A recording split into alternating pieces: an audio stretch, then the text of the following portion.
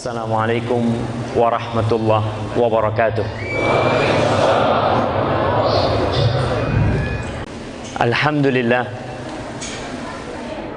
alladzi bi ni'matihi tatimmu shalihat. Segala puji bagi Allah Jalla Jalaluh yang karena nikmatnya kebaikan-kebaikan menjadi sempurna, yang karena rahmatnya niat-niat baik hamba dapat terlaksana. Semua kebaikan yang kita rasakan, semua kenikmatan yang kita peroleh sejatinya adalah anugerah Allah yang patut kita syukuri. Tapi kebanyakan manusia itu lupa dengan nikmat-nikmat yang Allah berikan. Ada nikmat rutin yang Allah berikan kepada kita dan kita tidak mensyukuri. Sebagai contoh, nikmat kedua kaki kita. Tiap hari kita bisa berjalan kaki. Tiap hari kita naik dan turun tangga. Kita tidak merasakan nikmat kaki itu kecuali tatkala kita sakit, tabrakan, kakinya patah, baru dia merasakan, ya Allah, betapa nikmatnya kaki yang kau berikan kepada aku. Allahumma salli wa sallim wa zid wa barik wa an'im ala sayyidina wa maulana Muhammad wa ala alihi wa ashabihi ajma'in. Ya Allah, semoga salawatmu, salam, berkah dan nikmatmu senantiasa kau curahkan dan kau tambahkan untuk hamba kekasihmu, untuk baginda Nabi kita Muhammad sallallahu alaihi wasallam, dan untuk keluarga beliau, untuk istri-istri beliau, untuk putra-putri beliau, dan untuk seluruh sahabat Nabi. Semoga Allah meridhai kita bersama mereka semuanya. Amma ba'd. Hari ini hari Sabtu, tanggal 24 Rabiul Awal 1438 Hijriah. Insyaallah antum semua tahu, karena kalender kita bersamaan dengan kalender Masehi. Jadi semua orang tahu. Para jamaah, kita jadikan momen samanya kalender Hijriah dengan kalender Masehi ini sebagai momen perubahan kita. Perubahan apa? Perubahan kalender kita. Mulai saat ini yang harus kita dahulukan adalah kalender Hijriah dan bukan kalender Masehi. Kita harus selalu ingat bahwa Allah berfirman, inna iddata syuhuri indallah ithna asyara syahran fi kitabillah yawma khalaqas samawati wal ard minha arba'atun hurum. Kata Allah, sesungguhnya bilangan bulan indallah, di sisi Allah, pada hari penciptaan langit dan bumi itu 12 bulan. Yang tercatat di dalam Lauhul Mahfud adalah 12 bulan, minha arba'atun hurum. Di antara 12 bulan itu ada 4 bulan haram. Ana mau kasih hadiah. Siapa yang hafal bulan Islam? Mana yang di sini? Nah, fadhal, di sini ada yang mau jawab. Yang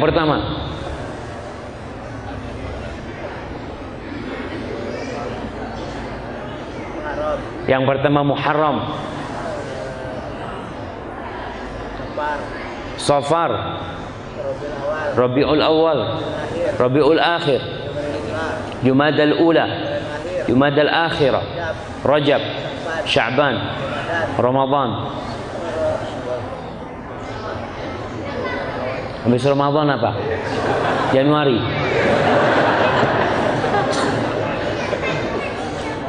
Habis Ramadan Syawal. Nah, habis Syawal Dzulqa'dah. Dzulhijjah, Masya Allah. Fadal, barakallahu fikum. Hayyakumullah. Jemaah, malu kita mengaku umat Islam tapi kalender Islam tidak hafal. Malu. Kita sebagai umat Islam memiliki peradaban yang jauh lebih indah dan lebih maju. Tapi karena kitanya meninggalkan peradaban kita sendiri, maka kita menjadi umat yang hina. Baik, di antara 12 bulan itu nggak ada Januari. Tidak ada. Tidak ada Februari. Tidak ada Agustus. Tidak ada Desember. Karena di antara 12 bulan itu ada 4 bulan haram. Fadhal. Rajab, Muharram, Dzulhijjah, Dzulqa'dah. Urut apa enggak urut tuh? Fadhal. Nah, 4 bulan haram tuh enggak ada di Januari sama Desember. Tapi kita malah lebih bangga dengan kalender-kalender itu. Kita akan melihat umat Islam heboh di negeri kita merayakan tahun baru Masehi, yang artinya itu tahun baru Kristus. Nah, Nasrani itu sering disebut Al-Masihiyun, dan kalender mereka memang kalender itu. Pada hakikatnya umat Nasrani kalendernya itu sama dengan kita. Karena kalender yang pakai hitungan rembulan ini sudah Allah tetapkan yauma khalaqas samawati wal ardh. Sejak penciptaan langit dan bumi, itu kalender yang sudah ditentukan oleh Allah, itu yang bermula dengan Muharram berakhir dengan Dzulhijjah. Orang-orang Yahudi sampai hari ini mereka tidak pakai Masehi. Yahudi tidak pakai Masehi. Mereka punya hari raya sama seperti hari raya kita. Hari rayanya berpindah-pindah. Syawal, kita selalu sih lebaran bulan Syawal, tanggal 1 Syawal kita lebaran. Tapi kalau hitungan mataharinya itu berpindah-pindah. Sehingga semua bulan itu merasakan Ramadan. Dan orang Yahudi sampai hari ini nggak pakai Masehi. Kalau antum berangkat ke Israel, antum akan dapati bahwasanya Yahudi itu al-maghdubi alaihim. Orang-orang Yahudi adalah orang yang dimurkai Allah. Kenapa? Karena mereka tahu kebenaran, tapi mereka meninggalkan kebenaran itu. Adapun orang-orang Nasara, mereka adalah ad-dallin. Kita berdoa ghairil maghdubi alaihim waladhdallin. Mereka orang-orang yang tersesat. Bagaimana bisa tersesat? Ya kita lihat kalendernya jadi Masehi. Padahal mereka tahu kitab Injil itu diturunkan oleh Allah kepada Nabi Isa alaihi salam, yang kemudian diklaim sebagai Tuhan oleh mereka. Ala kulli hal, harapan anak umat Islam, alhamdulillah kita di negeri kita mayoritas muslim. Anda mau tanya antum, nah sebutkan kalender hijriah, kasih hadiah. Kalender hijriah, kalender tadi dari Muharram, Safar, Rabiul Awal, Rabiul Akhir, Jumadal Ula, Jumadal Akhirah, Rajab, Sya'ban, Ramadan, Syawal, Dzulqa'dah. Selesai jemaah. Bismillah. Berarti kebangkitan kita udah selesai. Kalau yang muda-muda kayak gini hafal, kalau yang tua nggak hafal nggak apa-apa. Nggak apa-apa yang tua nggak hafal. Karena yang tua akan meninggalkan kita. Kita yang akan melanjutkan perjuangan mereka jemaah. Tapi kalau yang muda nggak tahu sama kalender hijriah, maka peradaban Islam pelitanya sudah mati di dalam hatinya. Ma'asyiral muslimin rahimakumullah. Hari ini tema kita apa judulnya? Pasrah. Itu yang berdiri di sana ngapain? Jemaah, antum kayaknya harus merapat, jemaah, merapat sini. Merapat, kesian, merapat. Maju ke depan sedikit. Kesian saudara-saudara antum di sana. Nah, yang bisa maju-maju jemaah. Di atas masih kosong.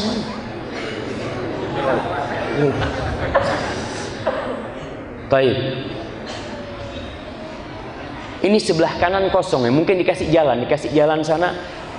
Yang nempel sama pembatasnya ibu-ibu maju ke depan. Nggak boleh deket-deket ibu-ibu antum sana. Maju ke depan sedikit. Buat jalan biar bisa jalan ke sana tuh. Nah.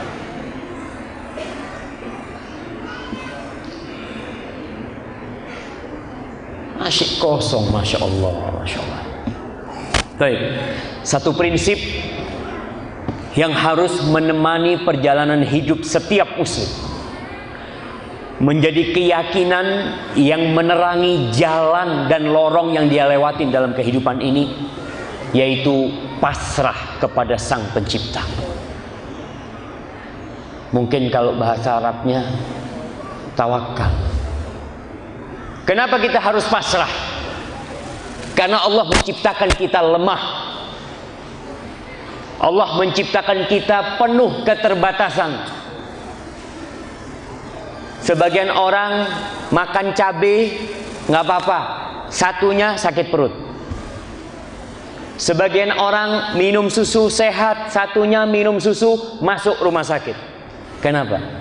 Karena memang kita makhluk yang penuh dengan keterbatasan. Allah berfirman di surat Fatir ayat 16 dan 17. Surat Fatir ayat 16 dan 17. Ana akan berusaha setiap menyebutkan ayat Al-Quran, ana sebutkan nama surat dan nomor ayatnya, supaya antum pulang dari sini antum buka Al-Quran. Kita itu sering dengar petuah-petuah, tapi kebanyakannya lewat.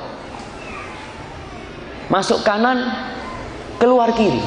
Padahal nanti kita baca Quran. Paling tidak pas kita mau baca Quran, tadi yang disebutkan di kajian itu, surat ini dibaca lagi, supaya kita lebih mantap. Para sahabat Nabi dulu, radhiyallahu ta'ala anhum, mereka belajar 10 ayat. Mereka tidak melewatin 10 ayat itu sampai mereka menghafal, memahami artinya, kemudian mempraktekkannya dalam kehidupan ini.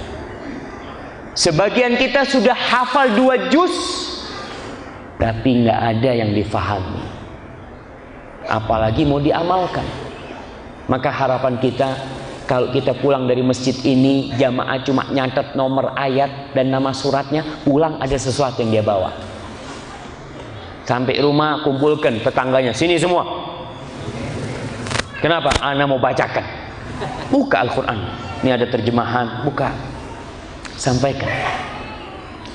Rasul sallallahu alaihi wasallam mengatakan, balighu anni walau ayat.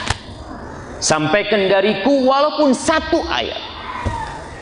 Maka seorang muslim itu kalau bahasa sekarang harus menjadi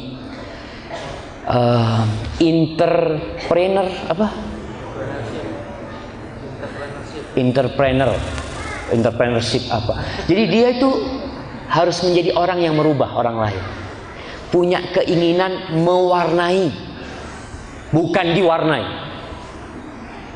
Kita punya jemaah haji tiap tahun 200.000 lebih. Punya jemaah umroh, wallahu a'lam berapa jumlahnya. Tapi mereka berangkat haji, di sana mereka terwarnai. Masuk Mekah, masya Allah, dengar adzan ke masjid, duduk di masjid, habis maghrib nggak pulang, sampai isya, habis isya pulang. Selama 10 hari ketika umroh, selama 40 hari ketika haji, tapi pulang sampai Indonesia ternyata dia tidak bisa mewarnai. Dia kembali kepada warna di kampung. Dengar adzan, tiduran. Dengar adzan, ngopi, minum teh. Kemana warna yang kau dapatkan di sana? Seorang muslim harus bisa membawa warna itu ke tempat itu. Warna-warna yang baik kita warnai masyarakat kita. Di surat Fatir ayat 16, ayat 15, 16, 17 Allah mengatakan, ya ayuhan nas, wahai manusia. Yang bukan manusia nggak usah dengar. Nah, karena Allah mengatakan ya ayuhan nas. Apa kata Allah? Antumul fuqara ilallah wallahu huwal ghaniyul hamid. Kata Allah, antum semuanya, wahai manusia, kalian semuanya fakir. Kalian semuanya butuh sama Allah Subhanahu wa taala. Wallahu huwal ghaniyul hamid. Allah, dia itu maha kaya dan tidak butuh, dan dia maha terpuji. Ibu-ibu yang di tembok agak maju ke depan, soalnya yang jalan biar bisa naik ke atas. Agak merapat. Nah, dikasih jalan yang baru datang itu. Soalnya di atas masih banyak tempat insya Allah. Di luar hujan. Nah, ana lihat ada sengketa antara panitia kayaknya. Ana lihat sitarnya ditutup, nanti dibuka, nanti ditutup. Masya Allah. Nah, nanti urusannya di mahkamah, sengketa nanti diselesaikan. Baik, para jamaah, sebaik-baiknya soft lelaki itu yang paling depan, yang paling buruk yang paling belakang. Sebaik-baiknya soft ibu-ibu itu yang paling belakang, yang paling buruk yang paling depan. Jadi ibu-ibu semakin dekat sama softnya lelaki ini semakin bahaya. Makanya kenapa ditutup? Supaya nggak bahaya. Mungkin ala kulli hal. Tolong dikasih jalan supaya bisa naik ke atas ibu-ibunya. Allah mengatakan wallahu huwal ghaniyul hamid. Allah itu maha kaya dan maha terpuji. Allah nggak butuh sama kita. Beda sama orang kaya yang ada di negeri kita. Orang paling kaya di negeri kita butuh sama petani.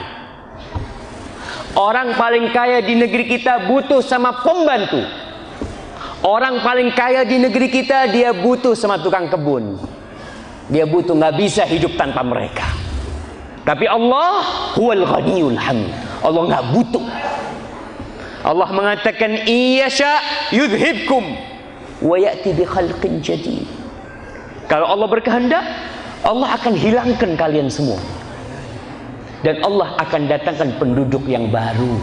Allah nggak butuh. Tapi orang kaya, kita lihat ketika lebaran, orang kaya ditinggal sama pembantunya, orang kaya ditinggal sama supirnya, orang kaya ditinggal sama babysitternya, susah hidupnya. Kenapa? Karena dia butuh sama orang-orang. Adapun Allah kalla, Allah nggak butuh sama kita. Allah nggak butuh kita datang ke masjid, nggak butuh jangan. Allah katakan wa ma dzalika 'ala Allahi bi'aziz. Hal itu bukan sulit bagi Allah. Allah kalau mau menghabiskan penduduk sebuah negeri, Allah tinggal gerakkan lempengan bumi itu. Sekarang sering terjadi gempa. Seorang muslim seharusnya ketika memberikan komentar tentang gempa, dia ingat kepada Allah Jalla Jalaluhu. Jangan menjadi orang yang tidak percaya kepada Tuhan. Ya ini karena lempengan bumi bergerak. Tapi siapa yang menggerakkan lempengan bumi? Allah. Kenapa di sana bergerak, di sini nggak bergerak? Kenapa itu rumah hancur, yang ini tidak hancur? Allah Jalla Jalaluhu yang melakukan hal itu. Maka para jamaah, kita makhluk yang lemah. Dan Allah mengatakan di dalam surat An-Nisa ayat 28. Ingat, di dalam Al-Quran ada surat namanya surat An-Nisa. Karena kebanyakan umat Islam sekarang kenalnya sama Al-Ma'idah 51. Naam, itu salah satu ayat dari 6.000 lebih ayat dalam Al-Quran. Salah satu. Kemana yang 6.000 lainnya? Kita perlu tanya.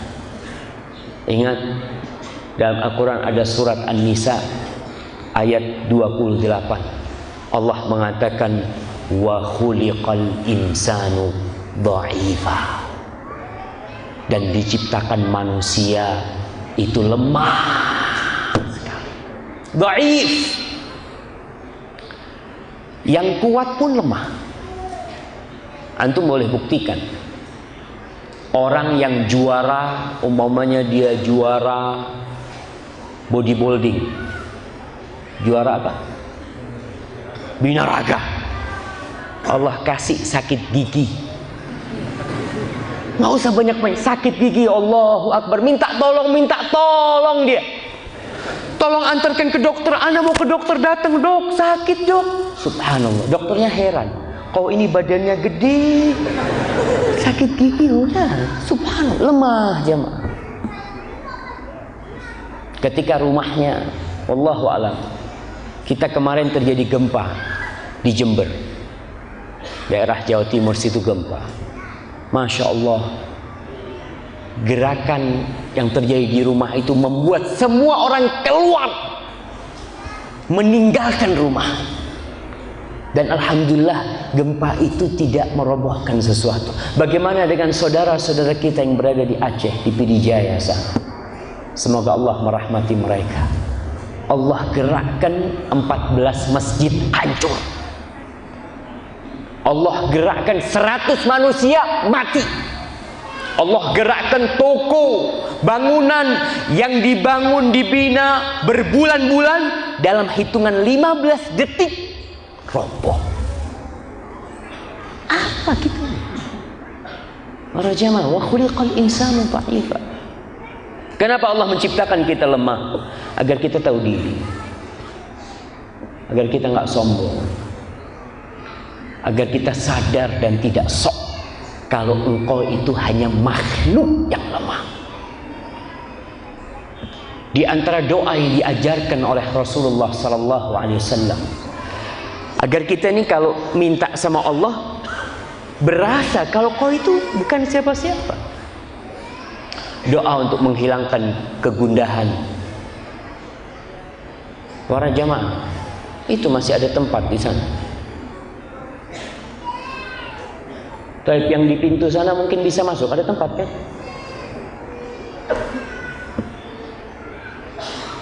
Rasulullah sallallahu alaihi wasallam mengajarkan sebuah doa mengatakan, Allahumma anta rabbi wa ana abduk, ibnu abdika, ibnu amatika. Allah, engkau Rabbku, engkau yang menciptakan aku hambamu, bapakku budakmu, ibuku budakmu, garis keturunanku semuanya adalah hamba.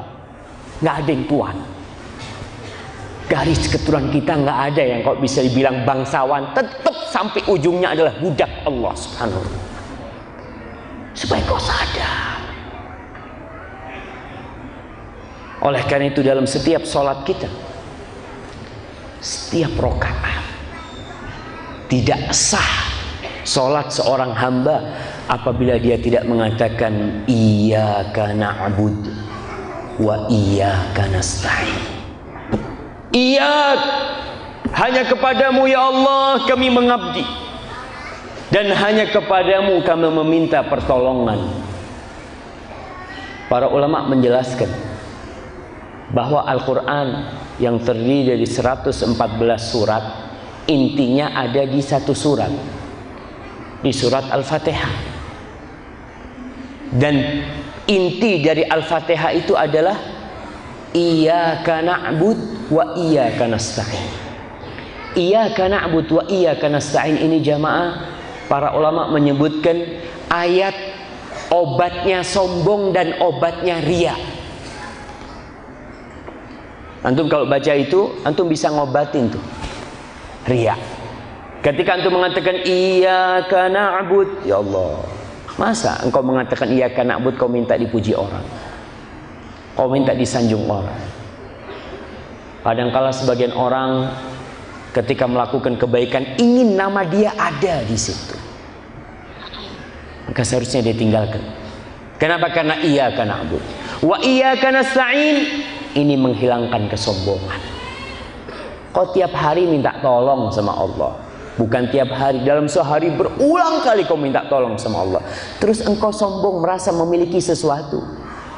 Wallah, sebagian orang memang memiliki rumah atas nama dia, sertifikat atas nama dia, tapi dia bukan pemilik, jamaah. Siapa yang memiliki? Allah. Lillahi ma fis samawati wa ma fil ardh. Milik Allah yang di langit dan di bumi. Milik Allah. Kita milik Allah. Dan masjid ini milik siapa? Ada sebagian orang mengklaim memiliki masjid. La, Allah mengatakan wa annal masajida lillah. Sesungguhnya masjid-masjid itu lillah, milik Allah Jalla Jalaluh. Ma'asyal muslimin rahimakumullah, kalau kita bicara pasrah, tawakal, sejatinya tawakal itu adalah isti'anah billah, meminta tolong kepada Allah Subhanahu wa ta'ala. Al-Imam Ibnul Qayyim menjelaskan bahwa tawakal dengan isti'anah itu memiliki satu arti yang sama sebenarnya. Beliau mengatakan al-isti'anah itu wa iyyaka nasta'in, itu mengumpulkan dua hal. Yang pertama, yakin dan percaya sama Allah. Yang kedua, bersandar kepada Allah. Kita kadangkala di dunia ini kita yakin fulan kayaknya bisa bantu.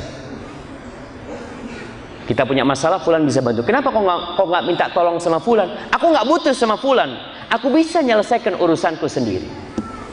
Dia percaya sama fulan, tapi dia tidak butuh. Kadangkala kita minta tolong sama fulan, kita nggak percaya sama fulan. Itu kenapa minta tolong sama fulan?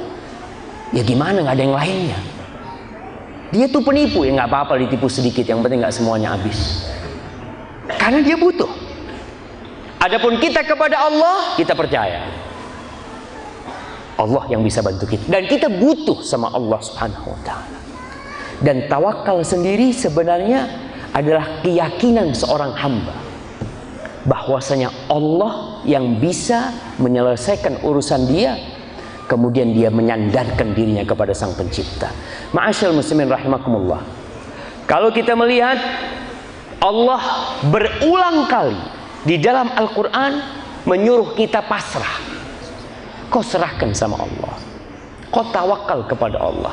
Apa artinya tawakal kepada Allah? Kau percaya kepada Allah, yakin kalau Allah yang bisa bantu, dan engkau bersandar. Udah, anda serahkan kepada Allah SWT. Itu makna tawakal. Allah berfirman di surat Hud ayat 123. Apa kata Allah? Fa'budhu wa tawakkal alaih. Engkau beribadahlah hanya kepada Allah dan bertawakallah kepadanya.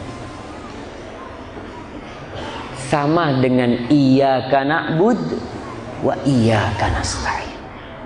Kau beribadah kepada Allah, minta tolong ya sama Allah, jangan minta sama yang lainnya.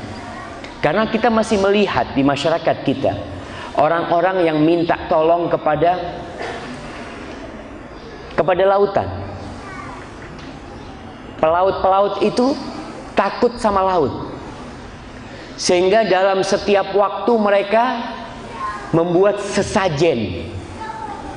Mereka menyembelih, nggak tahu di sini ada apa enggak. Kalau di Jawa masih ada yang percaya sama Nyai Roro Kidul. Ada yang percaya seperti itu. Dan masih ada umat Islam yang menyebutkan bumi pertiwi. Nggak boleh, jemaah. Bumi ini milik Allah, bukan milik pertiwi. Nah, antum tahu pertiwi itu Dewi Bumi.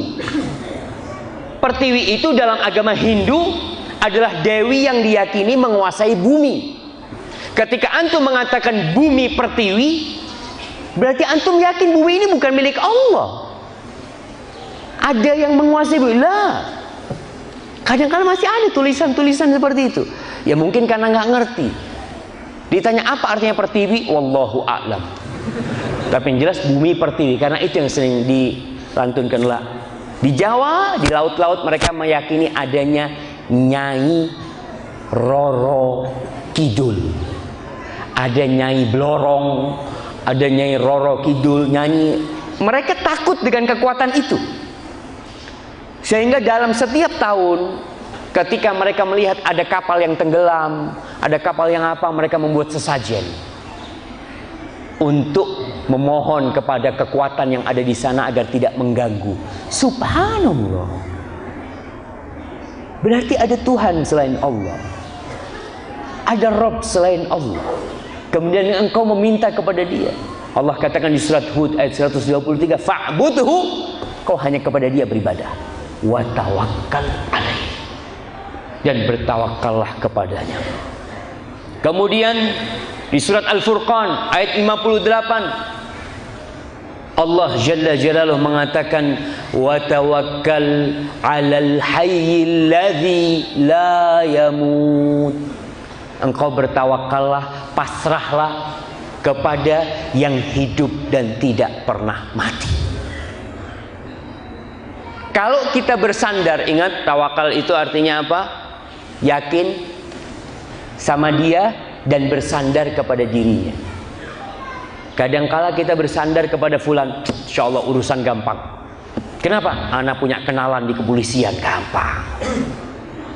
Yuk berangkat, ternyata Kapolresnya mati, temennya dia mati, Allah, gimana? Ya udah selesai, masuk penjara kita. Kenapa? Karena Kapolres sahib dia mati. Mungkin dimutasi, dipindah kemana. Tapi Allah, dimanapun kita berada, ketika kita bersandar kepada Allah, Allah itu melihat, Allah itu hidup, dan Allah akan membantu kita. Ketika terjadi perceraian, dalam Al-Quran ada surat namanya At-Tolaq, surat namanya perceraian. Bapak-bapak sudah menyelesaikan surat itu. Maksudnya bukan baca, faham artinya. Sebagai suami, dia tahu kapan dia boleh menceraikan istrinya. Apa aturan bila dia rujuk pada istrinya? Apa aturan yang harus dilakukan terhadap anak-anak nantinya ketika terjadi perceraian? Banyak di antara umat Islam nggak pernah baca tuh surat Tolak, nggak pernah paham dengan apa yang ada di situ. Ibu-ibu kerjanya nonton. Ada ibu-ibu yang mungkin kunyahnya, antum tahu kunyah? Kunyah itu abu sama ummu, abu fulan, ummu fulan. Ada ibu-ibu yang kunyahnya itu ummu remote. Jadi yang dicari itu remote. Mana remote? Tiap hari yang dicari remote. Ada bapak-bapak yang sama, abu remote. Istrinya ummu remote, bapaknya abu remote. Kerjanya nonton. Ya Allah jemaah, baca tuh Quran.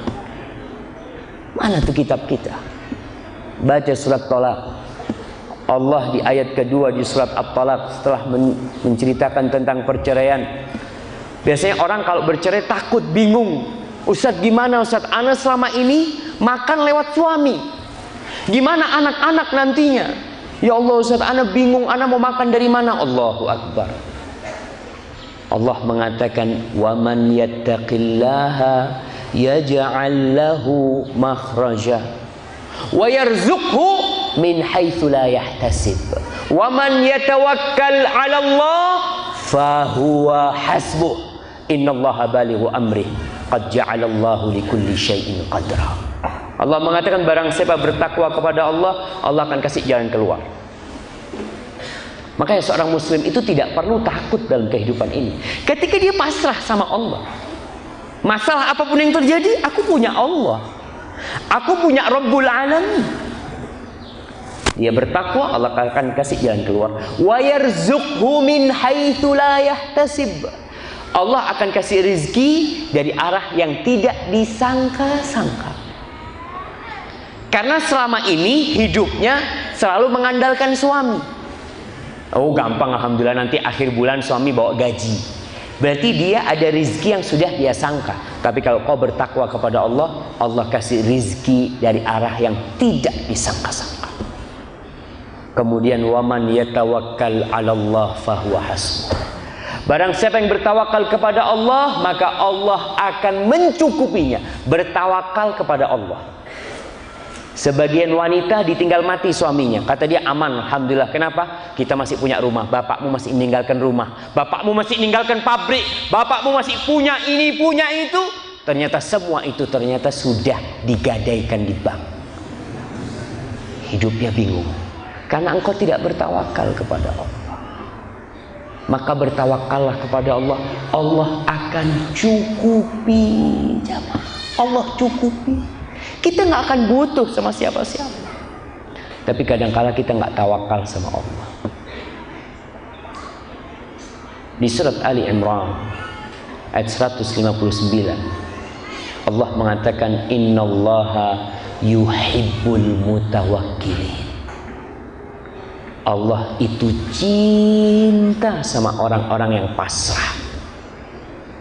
Tapi perlu diingat, banyak manusia yang salah memahami tawakal. Dia berpikir tawakal itu kalau mau keluar kota, mobilnya dicek, roda-rodanya dilihat, olinya diganti, remnya diperiksa, siap tawakal Allah. Bukan itu tawakal, itu usaha. Tawakal ini adalah amalan qalb, jamaah. Amalan hati. Tadi yakin dan menyandarkan semuanya kepada Allah. Kalau memperbaiki mobil, ya usaha, kita diperintahkan untuk usaha. Tapi itu bukan tawakal. Tawakal itu di hati kita. Ibnu Abbas radhiyallahu taala anhu mengatakan at-tawakkul jima'ul iman. Tawakal itu adalah yang mengumpulkan semua makna keimanan. Tawakal. Para nabi Allah adalah orang-orang yang paling tawakal. Nabi Nuh alaihissalam, beliau berdakwah, diganggu sama kaumnya, disakiti sama kaumnya. Allah berfirman di surat Yunus ayat 72, watlu alaihim naba'a Nuh. Allah perintahkan kepada Nabi Muhammad untuk menceritakan kepada umat, ceritakan, bacakan kepada mereka cerita Nabi Nuh. Ada apa dengan Nabi Nuh alaihissalam? Idh qala liqaumihi, ketika Nabi Nuh berkata kepada kaumnya, ya qaumi, wahai kaumku, in kana kabur alaikum maqami wa tadhkiri bi ayatillah. Wahai kaumku, kalau kiranya berat buat kalian keberadaanku di sini, kalau kiranya keberadaanku berdakwah mengingatkan kalian kepada ayat-ayat Allah membuat kalian susah, fa'alallahi tawakkaltu, maka aku bertawakal kepada Allah. Fa'ajmi'u amrakum wa syuraka'akum thumma la yakun amrukum alaikum ghumma thumma qdu ilayya wa la tunzirun. Kalau kalian udah bosan sama aku berdakwah, kalian nggak suka sama dakwahku, silahkan kalian kumpulkan semua.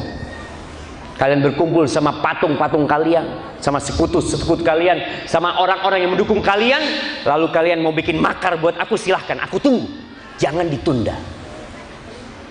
Kenapa? Tawakkaltu 'ala Allah, aku serahkan sama Allah, silahkan kau melakukan apa saja. Subhanallah, jemaah.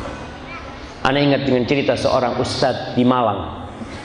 Di Malang Selatan itu, di daerah Peniwen namanya, ada sebuah kampung yang sudah dimurtadkan, satu kampung.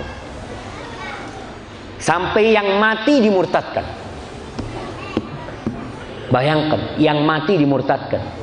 Bisa. Nah, jadi mereka itu satu kampung dimasukkan ke agama Nasrani. Kuburan-kuburan nenek moyang mereka diganti salib semua. Supaya orang kampung itu tidak ada yang ingat kalau bapaknya dulu Islam. Semua. Akhirnya ada seorang ustadz yang berjuang di sana, yang banyak gangguan-gangguan. Sampai itu ustadz laporan ke Bapak Wakil Presiden dulu, Bapak Habibie. Kejadian itu tahun 98 kira-kira, ketika turunnya Pak Harto. Ustadz ini cerita, kita beberapa pemuda Ustadz menghadapi banyak preman-preman dari golongan mereka, bawa senjata mereka, mau ngusir kita. Akhirnya kita hadapin Ustadz, udah kita tawakal sama Allah. Ana lihat badan yang besar-besar itu bawa pedang Ustadz, mau ditebaskan ke Ana. Ana nggak bisa berbuat apa-apa, udah tawakal. Ana cuma kasihkan tangan Ana. Ana tunggu kapan pedang itu menyentuh tangan Ana. Dia lihat nggak nyampe-nyampe itu pedang ke tangan. Lalu mereka bubar Ustaz. Kok bisa? Allah, bukan kebal ini Ustaz, enggak. Tapi dia tawakal. Nabi Nuh alaihissalam mengatakan, fa'alallahi tawakkal. Kepada Allah aku tawakal. Kalian mau nyakiti aku silakan. Alaihissalam. Dan kita lihat bagaimana Nabi Ya'qub alaihissalam ditinggal Nabi Yusuf. Anaknya yang satu lagi Benyamin hilang, yang paling tua hilang. Ketika dia suruh anaknya berangkat untuk mencari keluarganya, apa kata Nabi Ya'qub alaihissalam? Dia mengatakan, inil hukmu illa lillah. Semua keputusan itu milik Allah. Semua keputusan milik Allah. Kita kadang-kadang nggak percaya. Para jamaah, andai kata seluruh penduduk Indonesia seluruhnya bersama semua pejabat-pejabat yang di atas itu mau ngasih manfaat sama kita, ingin memberikan manfaat kepada kita, tapi Allah tidak berkehendak, nggak akan terjadi. Andai kata seluruh dokter yang ada di Indonesia berkumpul di Rumah Sakit Bukit Tinggi untuk mengobatin satu orang, ingin menyembuhkan dia, nggak akan bisa. Inil hukmu illa lillah. Apa kata Nabi Ya'qub alaihissalam? Dia mengatakan, alaihi tawakkal wa alaihi falyatawakkalil mutawakkilun. Aku kepadanya bertawakal, dan semua orang yang ingin pasrah, pasrahnya sama Allah, jangan ke yang lain. Antum lihat kisah Nabi Musa. Allah, Nabi Musa berdakwah menghadapi Fir'aun yang begitu zalim. Anak-anak laki-laki disembelihin sama Fir'aun, sehingga ketakutan yang berada di dalam hati Bani Israel tidak kebayang kepada Fir'aun. Nabi Musa berkata kepada kaumnya di surat Yunus lagi, ayat 84-85. Nabi Musa mengatakan, waqala Musa ya qaum.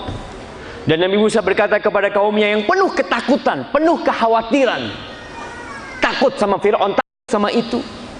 Apa kata Nabi Musa? Ya qaum, in kuntum amantum billah.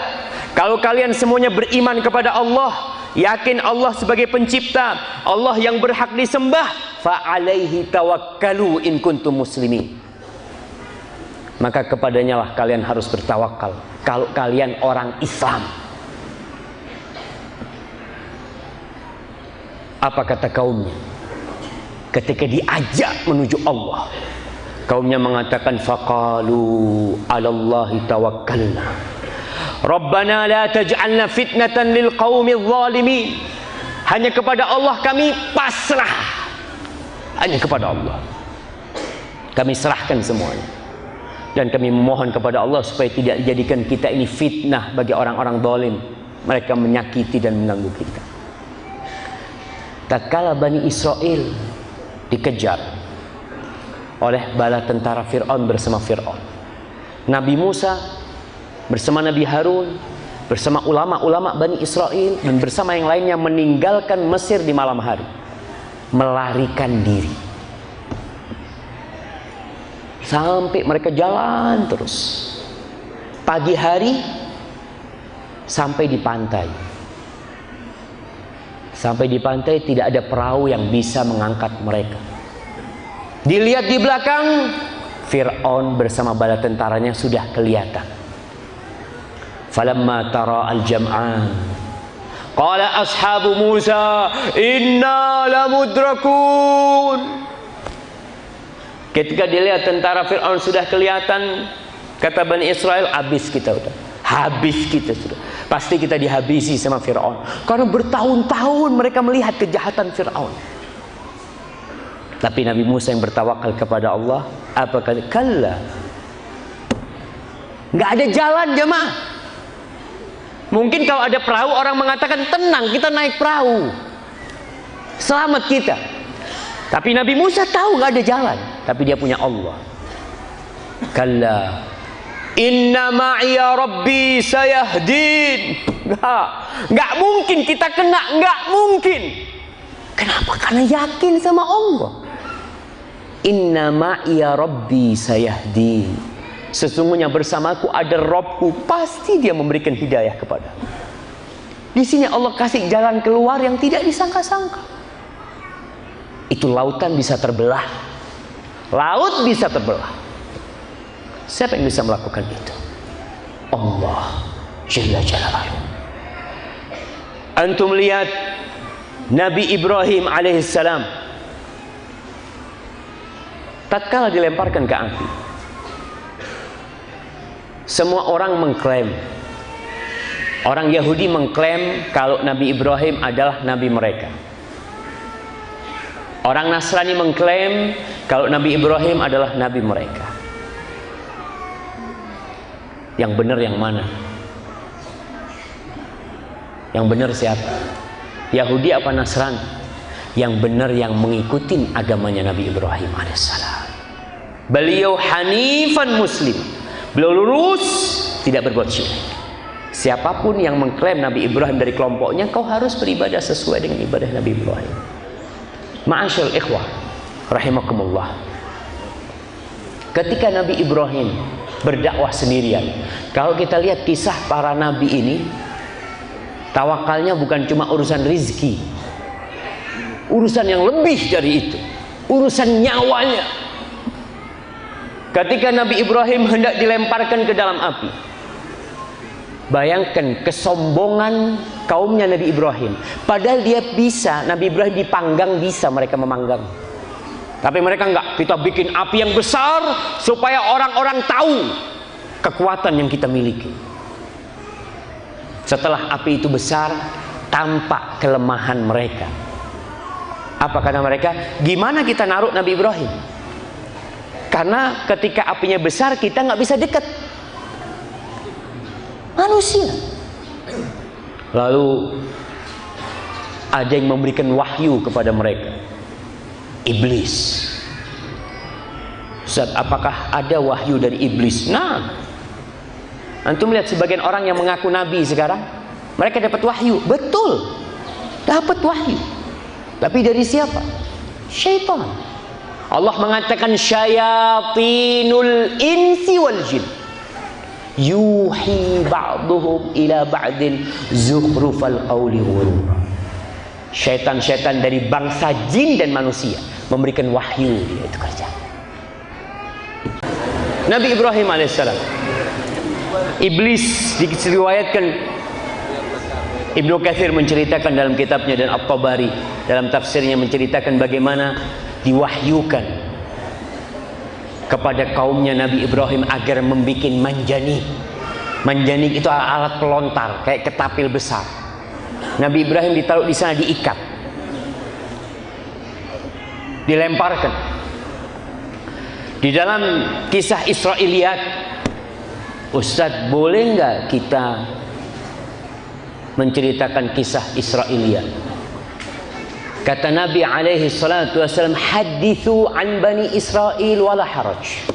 Nggak apa-apa kalian cerita tentang cerita-cerita Bani Israel selama tidak bertentangan dengan syariat kita. Boleh percaya apa enggak? Kata Nabi, kalian jangan percayai dan kalian jangan dustakan. Karena takut kalian percayai ternyata nggak benar. Kalian dustakan ternyata benar. Maka ya udah, sekadar cerita. Disebutkan bahwasanya malaikat Mikail, dia mengira Allah akan memerintahkan kepadanya untuk menurunkan hujan agar api itu padam. Malaikat Jibril datang ketika Nabi Ibrahim hendak dilemparkan. Malaikat Jibril mengatakan, "Ya Ibrahim, alaka ilayya hajah? Engkau butuh sama aku sekarang?" Kata Ibrahim, "La. Amma ilaika fala." Sama engkau aku enggak butuh. Amma ilallah fa na'am. Kalau sama Allah aku butuh sekarang ini. Dia mengatakan, hasbunallah wa ni'mal wakil. Cukup Allah sebagai pembantu. Dia sebaik-baiknya yang membantu dan menjaga. Nabi Ibrahim tahu malaikat Jibril tidak akan bisa membantu kecuali dengan izin Allah. Apa yang terjadi? Allah kirim hujan? Tidak. Allah kirim angin? Tidak. Allah langsung berfirman kepada api. Api ini makhluk Allah, jemaah. Allah mengatakan, "Ya nar, ya naru, kuni bardan wa salaman ala Ibrahim." Wahai api, jadilah engkau dingin dan keselamatan buat Ibrahim. Jamaah, itu Allah, jamaah. Hasbunallah wa ni'mal wakil diucapkan oleh Ibrahim ketika dilemparkan ke dalam api, dan diucapkan oleh Rasulullah SAW ketika usai perang Uhud.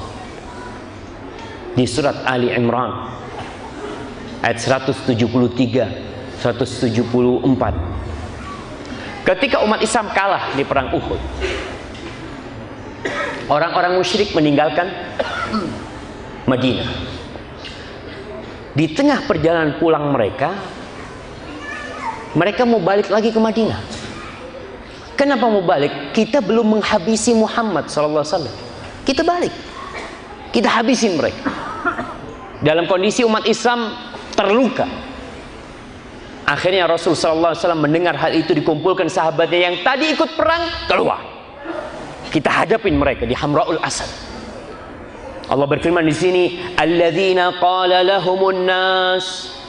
Mereka adalah orang-orang yang mengatakan, bagi mereka orang-orang kafir mengatakan kepada orang-orang Islam, innan nas qad jama'u lakum fakhshawhum. Orang-orang sudah berkumpul untuk menghancurkan kalian. Kalian harus takut menghadapi hal ini. Apa yang terjadi? Fazadahum imana. Ternyata hal itu malah membuat keimanan mereka semakin kokoh. Wa qalu hasbunallah wa ni'mal wakil. Cukup Allah bagi kita. Cukup Allah yang menolong dan membantu kita. Fanqalabu bi ni'matin minallahi wa fadlin lam yamsashum su' wattaba'u ridwanallah wallahu dzu fadlin 'adzim. Allah kasih nikmat sama mereka ketika mereka bertawakal kepada Allah. Ketika mereka mengatakan cukup, Allah yang melindungi kita. Jamaah rahimakumullah, ketika Rasulullah sallallahu alaihi wasallam hijrah, beliau berada di dalam gua bersembunyi. Usaha itu tidak bertentangan dengan tawakal. Ingat, tawakal itu amalan hati. Kita bekerja, ya itu memang kita disuruh usaha, tapi tawakal itu dalam hati sebenarnya. Ketika berada di dalam gua, selama 3 hari beliau bersembunyi di dalam gua. Orang-orang musyrikin sampai ke depan gua, sampai jemaah. Abu Bakar mengatakan, ya Rasulullah alaihi salatu wassalam, andai kata mereka itu melihat ke kaki mereka, kita kelihatan. Apa kata Rasulullah SAW? Ya Abu Bakar, ma dhannuka bithnain Allahu thalithuhum. Apa keyakinanmu dengan 2 orang yang Allah menjadi ketiga mereka? Rasulullah SAW, Allah menceritakan dalam Al-Quran, mengatakan, la tahzan innallaha ma'ana. Allah bersama kita. Ini yang perlu ditumbuhkan ketika orang itu pasrah kepada Allah. Hajar, antum tahu Hajar? Siapa Hajar jemaah? Ibunya Nabi Ismail. Baik, ana mau tanya, apa hubungan Nabi Ismail sama Nabi Yusuf? Ana kasih hadiah yang bisa jawab. Nah, baik, antum.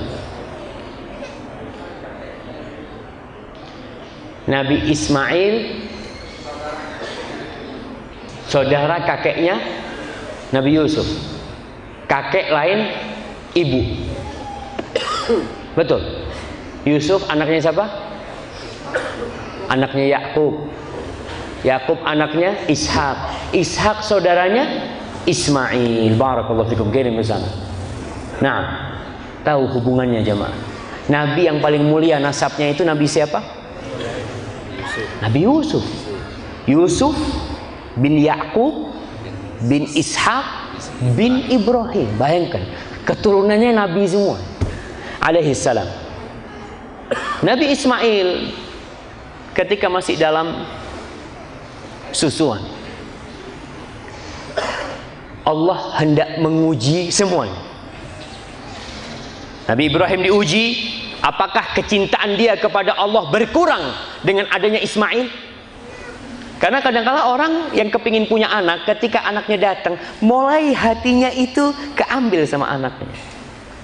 Nabi Ibrahim itu Khalilullah, cintanya itu murni hanya untuk Allah. Maka tatkala itu Allah perintahkan kepada Nabi Ibrahim, kau harus berpisah dari anak. Berangkat Nabi Ismail, dibawa Hajar sama Ismail. Kemana? Ke Mekah. Belum ada apa-apa jemaah. Kalau sekarang orang umroh seneng, karena semuanya sudah ada. Tapi ketika Nabi Ismail meletakkan Hajar bersama Ismail di situ, terus pergi. Hajar cuma ditinggalin satu wadah kurma dan satu kantong air. Terus Nabi Ibrahim pergi. Si Hajar bingung, ditinggal di sana. Maka diikuti Nabi Ibrahim. Ya Ibrahim, ila man takiluna? Kau titipkan kita ke siapa di sini? Tetap Nabi Ibrahim nggak menjawab. Beliau pergi. Ditanya lagi, ya Ibrahim, ila man takiluna? Kau titipkan kita kepada siapa di sini? Nggak dijawab. Yang ketiga nggak dijawab. Di sini Hajar merubah pertanyaannya. Mungkin pertanyaannya salah. Istri seorang nabi nggak pantas tanya kayak gitu. Maka Hajar mengubah pertanyaan, mengatakan, ya Ibrahim, Allahu amaraka bihada. Apakah Allah yang menyuruh engkau melakukan ini? Kata Ibrahim, naam. Kata Hajar, silahkan kau pergi. Allah tidak akan melantarkan kita. Silahkan kau pergi. Yang ngasih rezeki kita ini bukan engkau, Ibrahim. Allah. Pergi. Maka tinggal di situlah Hajar bersama Ismail. Dia makan kurma, dia minum air sampai habis dan susunya kering. Tapi tetap hatinya bertawakal kepada Allah. Ismail menangis kelaparan. Maka Hajar mencari, ini usaha. Ingat, nggak ada urusan tawakal sama usaha bertentangan, nggak ada. Tawakal itu urusan hati. Maka Hajar dilihat, dia toleh ke kiri, ke kanan, dia lihat ada bukit. Mungkin di sana ada yang bisa membantu atau ada sesuatu yang bisa dia berikan buat anaknya. Lari ke bukit itu. Bukit itu namanya Bukit Sofa. Dari Sofa dia lihat dengan hati yang penuh tawakal kepada Allah. Nggak ada apa-apa. Maka dia lari menuju ke bukit yang satunya, yaitu Bukit Marwah. Di tengah-tengah jalan itu lari kenceng yang namanya Hajar, karena anaknya ditinggal. Dia nggak santai, aku kan tawakal sama Allah. Dia berusaha keras sampai ke Bukit Marwah, dicari, ditolah-toleh, nggak ada. Ya panggil-panggil nggak ada. Berangkat lagi ke Sofa 2, berangkat lagi ke Marwah 3, berangkat lagi ke Sofa 4, berangkat lagi ke Marwah 5, berangkat lagi ke Sofa 6, berangkat lagi ke Marwah 7 kali. Dan itu yang lakukan kita tatkala kita umrah. Setelah 7 kali dia dengar suara, ada suara. Dia datengin, kalau kau memang bisa bantuin, katanya bantu aku, kata dia. Dengar. Ternyata bantuan itu dari arah yang tidak disangka-sangka. Di telapak kaki Nabi Ismail muncul air Zam-Zam. Subhanallah. Allah tidak turunkan hujan, tapi Allah keluarkan air dari sana. Selesai. Itulah contoh-contoh orang yang bertawakal. Ma'asyiral ikhwah rahimakumullah. Kenapa masih banyak umat Islam yang tidak bertawakal? Kenapa masih ada yang bunuh diri? Kadang-kadang kita ada orang yang susah hidupnya sampai stres, nggak seharusnya seorang muslim seperti itu. Para ulama menjelaskan ada beberapa hal yang membuat orang terhalangi dari tawakal. Yang pertama, nggak kenal sama Allah. Gimana dia akan yakin kalau dia tidak kenal? Di surat Al-A'raf ayat 89 Allah menceritakan tentang orang-orang yang beriman kepada Allah. Apa kata mereka? Wasi'a rabbuna kulla syai'in ilma. Allah itu ilmunya meliputi segala sesuatu. Yang ada dalam hatiku Allah tahu. Apa yang aku butuhkan sekarang Allah tahu. 'Alallahi tawakkalna. Aku serahkan semua kepada Allah. Ketika orang kenal sama Allah, maka dia akan semakin yakin kemanapun dia pergi, dia nggak akan takut. Di surat Al-Mulk ayat 29 Allah mengatakan, Qul huwar rahman amanna bihi wa alaihi tawakkalna. Katakan dialah Ar-Rahman yang kita beriman kepadanya dan bertawakal kepadanya. Allah Ar-Rahman, ilmunya meliputi segala sesuatu, rahmatnya meliputi segala sesuatu. Antum lihat burung-burung yang mendapatkan rezeki dari Allah. Pernah antum mendapatkan di sarang burung ada kulkas? Lihat, ternyata burung ini nyimpen ya. Nggak ada. Rasul sallallahu alaihi wasallam mengatakan, "Lau annakum tawakkaluna 'ala Allahi haqqa tawakkuli." Kalau kalian tawakalnya benar kepada Allah dengan sebenar-benarnya tawakal. Apa tawakal? Ana kasih hadiah. Siapa yang mau jawab? Nah, fadhal. Apa tawakal?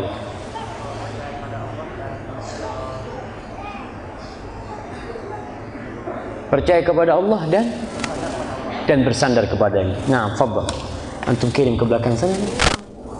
Percaya, yakin sama Allah dan bersandar kepada Allah. Itu yang namanya tawakal. Kalau kalian seperti itu, niscaya Allah akan berikan rezeki kepada kalian seperti memberikan rezeki kepada burung. Taghdu khimasan, pagi hari dia pergi dalam kondisi lapar burung itu. Wa taruhu bitan, pulang kenyang. Kenapa?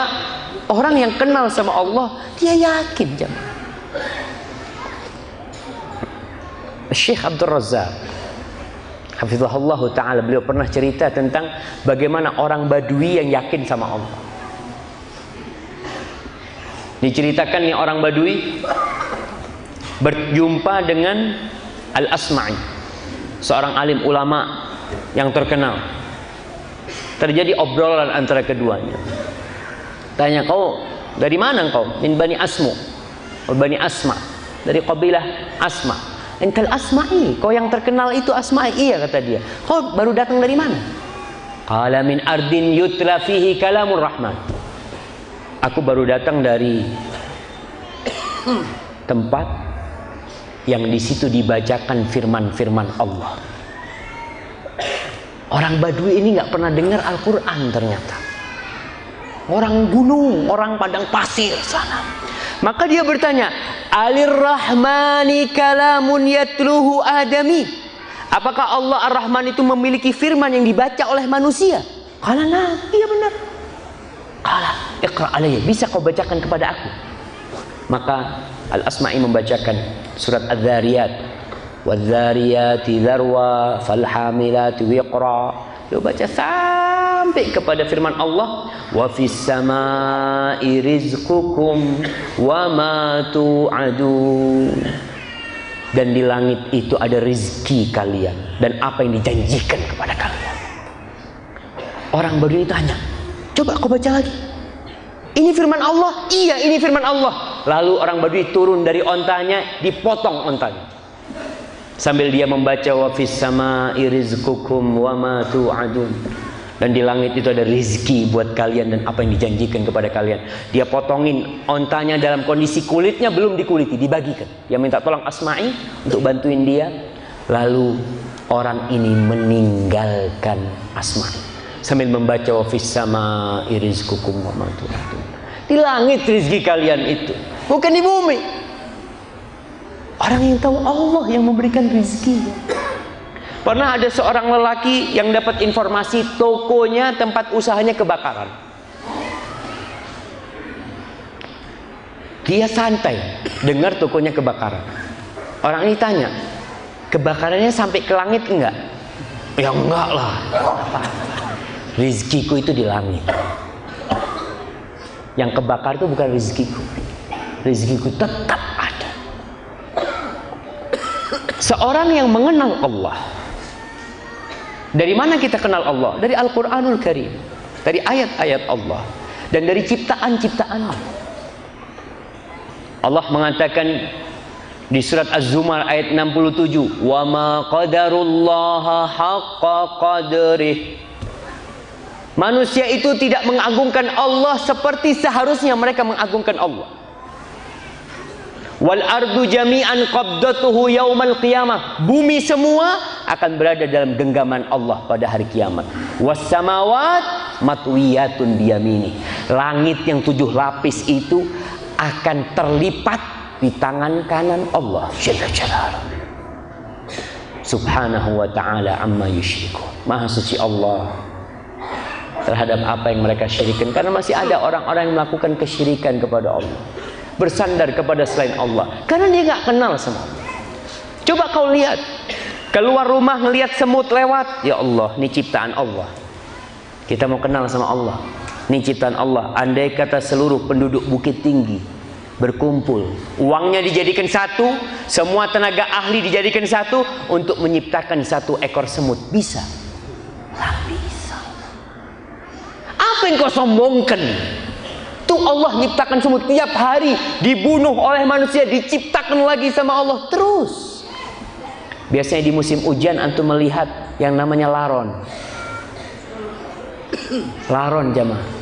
Andai kata seluruh penduduk dunia berkumpul untuk menciptakan satu sayap laron, mereka tidak akan bisa menciptakan. Maka kita perlu kenal sama Allah Subhanahu wa ta'ala. Di surat Al-Isra ayat 44, Allah mengenalkan dirinya mengatakan tusabbihu lahus samawati sab' wal ardu wa man fihin. Tusabbih, yang di langit itu bertasbih kepada Allah dan semua yang ada di sananya. Yang berada di bumi, semua yang berada di bumi itu bertasbih kepada Allah. Wa in min syai'in illa yusabbihu bihamdi. Segala sesuatu itu bertasbih. Walakin la tafqahuna tasbihahum. Tapi kalian tidak tahu dengan tasbih mereka. Kadang-kadang kita dengar suara jangkrik, kri, kri, kri. Jangkrik pun bertasbih kepada Allah. Allah mengatakan kalian tidak mendengar tasbih mereka, tidak. Kalian tidak faham dengan tasbih mereka. Tapi mereka bertasbih. Kadang-kadang di musim hujan kita dengar suara katak. Di sana ada suara kodok, sana suara kodok, ada suara subhanallah. Ana baru baca tadi. Kalau kedokteran pun, ya tenaga-tenaga ahli baik di medis baik ini menyebutkan segala sesuatu itu berbunyi sebenarnya. Segala sesuatu itu berbunyi. Sampai pohon itu pun mengeluarkan bunyi. Cuma bunyinya itu nggak bisa ditangkap oleh telinga manusia. Dan Allah mengatakan semuanya bertasbih kepada Allah. Dan Allah itu Malikul Mulk. Di surat Ali Imran Allah mengatakan Qulillahumma Malikal Mulk tu'til mulka man tasha wa tanzi'ul mulka mimman tasha wa tu'izzu man tasha wa tudhillu man tasha biyadikal khair innaka ala kulli syai'in qadir. Allah yang punya semuanya. Allah kasih kekayaan kepada fulan, Allah cabut, Allah kasih kepada fulan. Yang mulia Allah jatuhkan, yang jatuh Allah naikkan. Segala kebaikan ada di tangan Allah. Maka para jamaah, karena bab kita bab tawakul, Yang kata Ibnul Qayyim rahimahullahu ta'ala, dia mengatakan bahwasanya makom yang paling tinggi yang berkaitan dengan Asma'ullah al-Husna adalah makom tawakal kepada Allah. Maka kita belajar pulang dari sini, antum baca surat Al-Hasyr 3 ayat terakhir, antum baca tuh. Allah mengenalkan diri. Allah mengatakan huwallahu alladzi la ilaha illahu alimul ghaibi wasyahadah warrahmanur rahim. Itu Allah. Huwallahu alladzi la ilaha illahu al-malik al-quddus as-salam al-mu'min al-muhaimin al-aziz al-jabbar al-mutakabbir. Subhanallahi amma yusyrikun. Huwallahul khaliq al-bari al-musawwir lahul asmaul husna. Maka kita perlu belajar mengenal Allah Subhanahu wa taala. Seorang alim ulama mengatakan inna fid dunya jannah man la yadkhuluha la yadkhulu jannatal akhirah. Di dunia ini ada surga yang kalau ada orang tidak masuk ke surga di dunia ini, maka dia tidak akan masuk ke surga Allah Subhanahu wa taala. Apa surga? Masya Allah, antum jawab. Nah, apa? Dalam menghadiri majelis ilmu. Nah, nggak apa-apa, kasih dia, walaupun bukan itu jawabannya. Menghadiri majelis ilmu itu taman-taman surga. Ada surga di dunia ini yang orang kalau nggak masuk nggak akan masuk surga Allah SWT. Masya Allah jemaah, kasihkan kepada dia jemaah. Ini anak muda nih, masya Allah. Antum tahu apa jawabannya? Ma'rifatullah, mengenal Allah Subhanahu wa taala. Antum hidupnya akan tenang kalau kenal sama Allah Subhanahu wa taala jemaah. Bagaimana tidak? Kita kalau di dunia ini kenal sama bupati, kenal sama presiden, kita akan merasa tenang. Ada urusan, tenang, nanti ngomong sama Pak Presiden. Ada urusan, kan tenang, semuanya tenang. Karena dia punya kenalan orang kuat, orang penting, orang yang urusannya didengar, perintahnya ditaatin. Bagaimana kalau kita kenal sama Allah? Innama amruhu idza arada syai'an an yaqula lahu kun fayakun. Allah mengatakan kepada api, kuni bardan, jadi api itu dingin.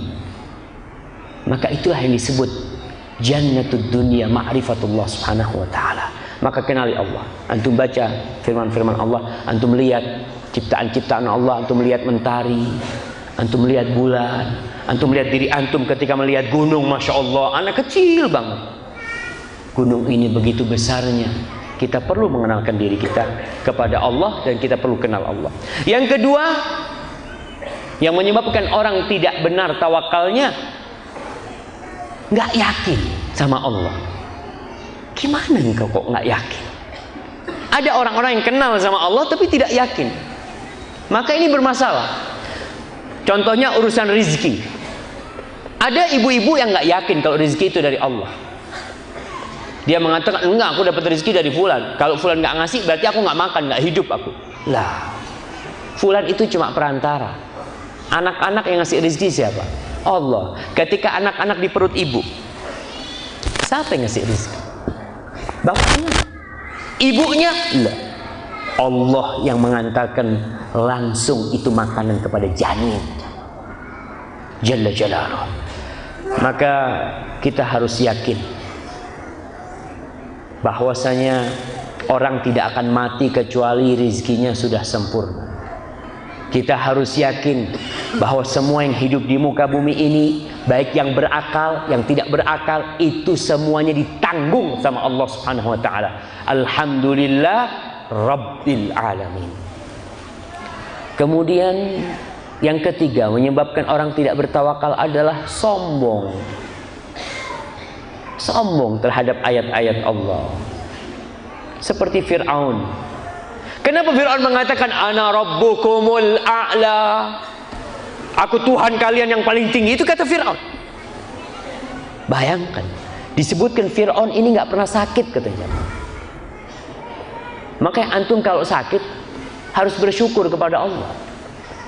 Orang kalau sakit kemana dia kembali? Ya Allah. Berangkat ke dokter sana, berangkat ke dokter sini, nggak sembuh. Minum obat ini, minum obat itu nggak sembuh. Terakhir kemana?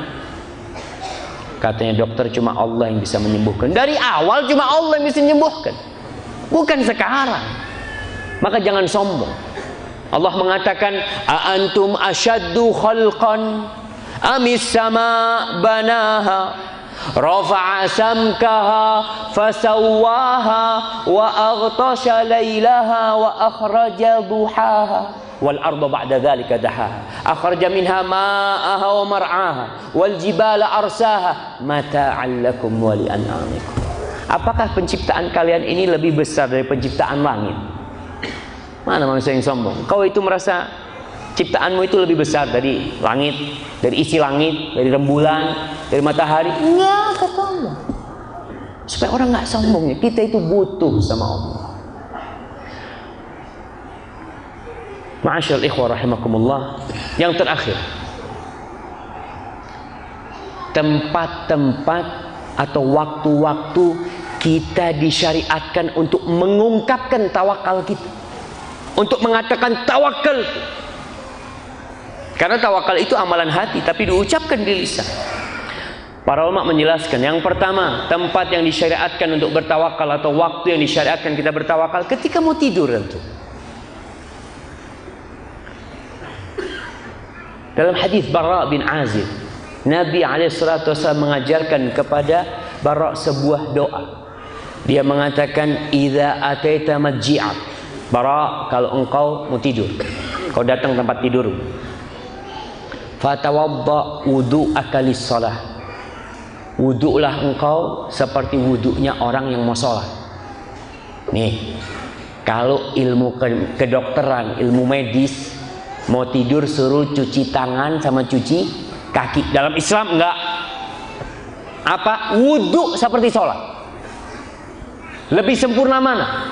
Aturan yang diberikan oleh medis atau yang diberikan oleh Islam? Islam. Tapi kita nggak ngamalin. Suruh wudu. Anaknya mau tidur, wudu semuanya. Bapak ngomong kadang-kala sama semua cuci tangan, cuci kaki. Lah, diganti bahasanya. Nahna muslimin. Kita umat Islam. Mau tidur, wudu. Diajarin wudu. Bukan yang bersih cuma tangan sama kakinya. Mulutnya bersih, hidungnya bersih, wajahnya bersih. Kemudian tidur, silahkan. Kita tahu wudu itu menggugurkan dosa-dosa kita. Bukan cuma bersih luarnya aja, mah. Kalau cuci tangan, cuci kaki mungkin hanya menghilangkan bakteri. Tapi ini menghilangkan dosa-dosa. Bakteri hilang, dosa dihapuskan. Kemudian Nabi mengatakan kepada Al-Bara bin Azib, "Tsumma taji' 'ala syiqqikal ayman." Lalu engkau berbaringlah ke arah kanan. Jadi tidur ke arah kanannya. Tsumma qul, kemudian berkatalah, Allahumma aslamtu wajhi ilaik. Ya Allah, aku pasrahkan wajahku kepadamu. Wa fawwadtu amri ilaik, semua urusanku aku juga serahkan kepadamu. Wa alja'tu dhahri ilaik, dan punggungku aku sandarkan kepadamu. Raghbatan wa rahbatan ilaik, dengan penuh harap dan takut kepadamu ya Allah. La malja wa la manja minka illa ilaik. Enggak ada tempat lari, enggak ada tempat menyelamatkan diri dari engkau kecuali lari kepada engkau. Jamaah, kita kalau takut kepada sesuatu, kita akan menjauhi. Kecuali ketakutan kita kepada orang yang mencintai kita, kita akan lari kepada dia. Bukan dari dia, tapi lari kepada dia. Allah mengatakan, fafirru ilallah. Kalian larilah, lari kemana? Lari menuju Allah subhanahu wa ta'ala. Antum bisa lihat ya, kalau dalam kehidupan dunia, anak kecil ketika bapaknya marah, dia lari kemana? Biasanya dia datang ke bapaknya, dipeluk itu bapaknya, dipeluk itu ibunya sama dia. Karena dia tahu, engkau marah, aku ya harus berangkat kepada engkau. Maka dalam doa ini, Kita berikrar bahwasanya nggak ada tempat lari, menyandarkan diri, bersembunyi dari Engkau kecuali menuju kepada Engkau. Lalu dia mengatakan, amantu bi kitabika alladzi anzalta wa bi nabiyyika alladzi arsalta. Aku beriman dengan kitab yang kau turunkan dan dengan nabi yang engkau utus. Kalau engkau mati, kata Nabi sallallahu alaihi wasallam kepada Bara, fa in mitta min lailatika, engkau mati malam itu setelah baca doa itu, maka engkau mati di atas fitrah. Jadikan itu akhir yang kau ucapkan. Maka jangan sampai bapak-bapak, ibu-ibu tidur, akhir penutupnya itu TV. Nah, ada orang yang nonton TV sampai ketiduran, nonton bola sampai ketiduran, pagi dibangunin mati. Matinya alal fitrah, ala TV nanti. Maka jangan sampai jemaah. Nah, itu waktu-waktu kita perlu menyerahkan diri kita kepada Allah. Yang kedua, ketika dapat musibah. Dalam hadis yang diriwayatkan Abu Dawud dan Tirmidzi dari Abdullah bin Mas'ud radhiyallahu taala anhu, Rasulullah sallallahu alaihi wasallam bersabda, "Man nazalat bihi faqah," barang siapa yang datang kepadanya sebuah petaka, sebuah penderitaan yang menimpa dia, fa anzalaha bin nas lam tusadda faqatuh, kemudian dia turunkan penderitaan itu kepada manusia, maka penderitaan dia tidak akan hilang ketika dia bersandar kepada manusia. Wa man nazalat bihi faqah, barang siapa yang datang kepada dia penderitaan, kemiskinan, kefakiran, musibah apapun, fa anzalaha billah, lalu dia turunkan kepada Allah, dia sandarkan kepada Allah, fayushikullah lahu birizkin ajilin aw ajil, hampir Allah kasih rezeki, segera atau lambat Allah akan kasih rezeki. Maka kalau ada teman-teman yang susah hidupnya setelah bertobat, Ustaz, ana ini setelah bertobat meninggalkan kemaksiatan, usaha ana gagal terus, Ustaz. Nah, soalnya sebagian orang bersandar kepada modal yang masih ada. Tenang, ana masih punya mobil. Tenang, ana masih punya. Tenang, ana. Kenapa kau nggak katakan tenang? Aku punya Allah Jalla Jalla. Bukan kepada benda-benda itu kita sandarkan, tapi kepada Allah. Itulah la ilaha illallah. Kemudian yang disyariatkan juga, kalau tadi itu ketika datang musibah, penderitaan yang sifatnya kefakiran, masalah harta. Tapi dalam musibah yang lainnya pun kita bertawakal kepada Allah. Di surat At-Taubah ayat 51, Allah mengatakan, qul, katakan, la yusibana illa ma kataballahu lana huwa maulana wa 'alallahi falyatawakkalul mu'minun. Katakan, tidak akan ada musibah yang menimpa kita kecuali yang sudah dituliskan untuk kita. Untuk kita, artinya musibah itu untuk kebaikan kita. Tidak ada musibah yang menimpa kecuali ada unsur kebaikannya, jemaah. Kalau kita mau ambil pelajaran dari musibah itu, maka bertawakallah kepada Allah. Nabi mengajarkan sebuah doa sebagaimana diriwayatkan dalam hadis riwayat Bukhari dan Muslim. Qala Rasulullah sallallahu alaihi wasallam, Nabi itu, Ibnu Abbas cerita, Nabi biasa mengatakan kalau kena musibah, la ilaha illallahul azimul halim, la ilaha illallahu rabbul arsyil azim, la ilaha illallahu rabbus samawati wa rabbul ardi wa rabbul arsyil karim. Semuanya la ilaha illallah, artinya kita yakin nih, tadi tawakal itu adalah percaya sama Allah. Nggak ada Tuhan yang berhak disembah, Dia Rabb yang memiliki arsy yang maha agung. Tiada Tuhan yang berhak disembah. Dia adalah Rabbus samawat, Dia pemilik langit dan bumi, Dia pemilik arsy yang maha mulia, Jalla Jalaluh. Maka ketika kita dapat musibah, sandarkan kepada Allah. Kemudian yang keempat, ketika keluar dari rumah, apa yang kita baca? Bismillahi tawakkaltu 'alallah. Banyak orang keluar dari rumahnya dalam kondisi sehat, lengkap, tangannya dua, kakinya dua. Pulang kakinya nggak ada. Pulang sudah di rumah sakit. Pulang sudah nggak bisa bangun. Pulang subhanallah. Maka ajarkan kepada anak-anak kita ketika keluar rumah, nak, baca doa dulu. Ibu nggak bisa ngawasi engkau, Bapak nggak bisa jaga engkau, kau minta tolong sama Allah. Kadang-kadang ada anak yang diserempet motor, diserempet mobil, yang jatuh di sekolahnya, yang patah kakinya. Siapa yang bisa jagain mereka kalau kita nggak titipkan kepada Allah? Ajarkan. Allah cukupi. Kemudian disunahkan tawakal juga, atau di waktu-waktu yang dianjurkan kita lebih tawakal ketika mendengar hayya 'alas shalah, hayya 'alal falah. Apa jawaban kita? La haula wala quwata illa billah. Jangan mengandalkan aku kuat berangkat ke masjid, enggak. Allah yang bisa membuat engkau datang ke masjid. Allah yang membuat engkau bisa berdiri di sini. Ada orang mau berangkat ke masjid, terpleset dan dia tidak pernah ke masjid lagi. Maka ucapkan la haula wala quwata illa billah. Kemudian tempat yang kelima, yang keenam, yang kita disyariatkan untuk bertawakal adalah tiap hari.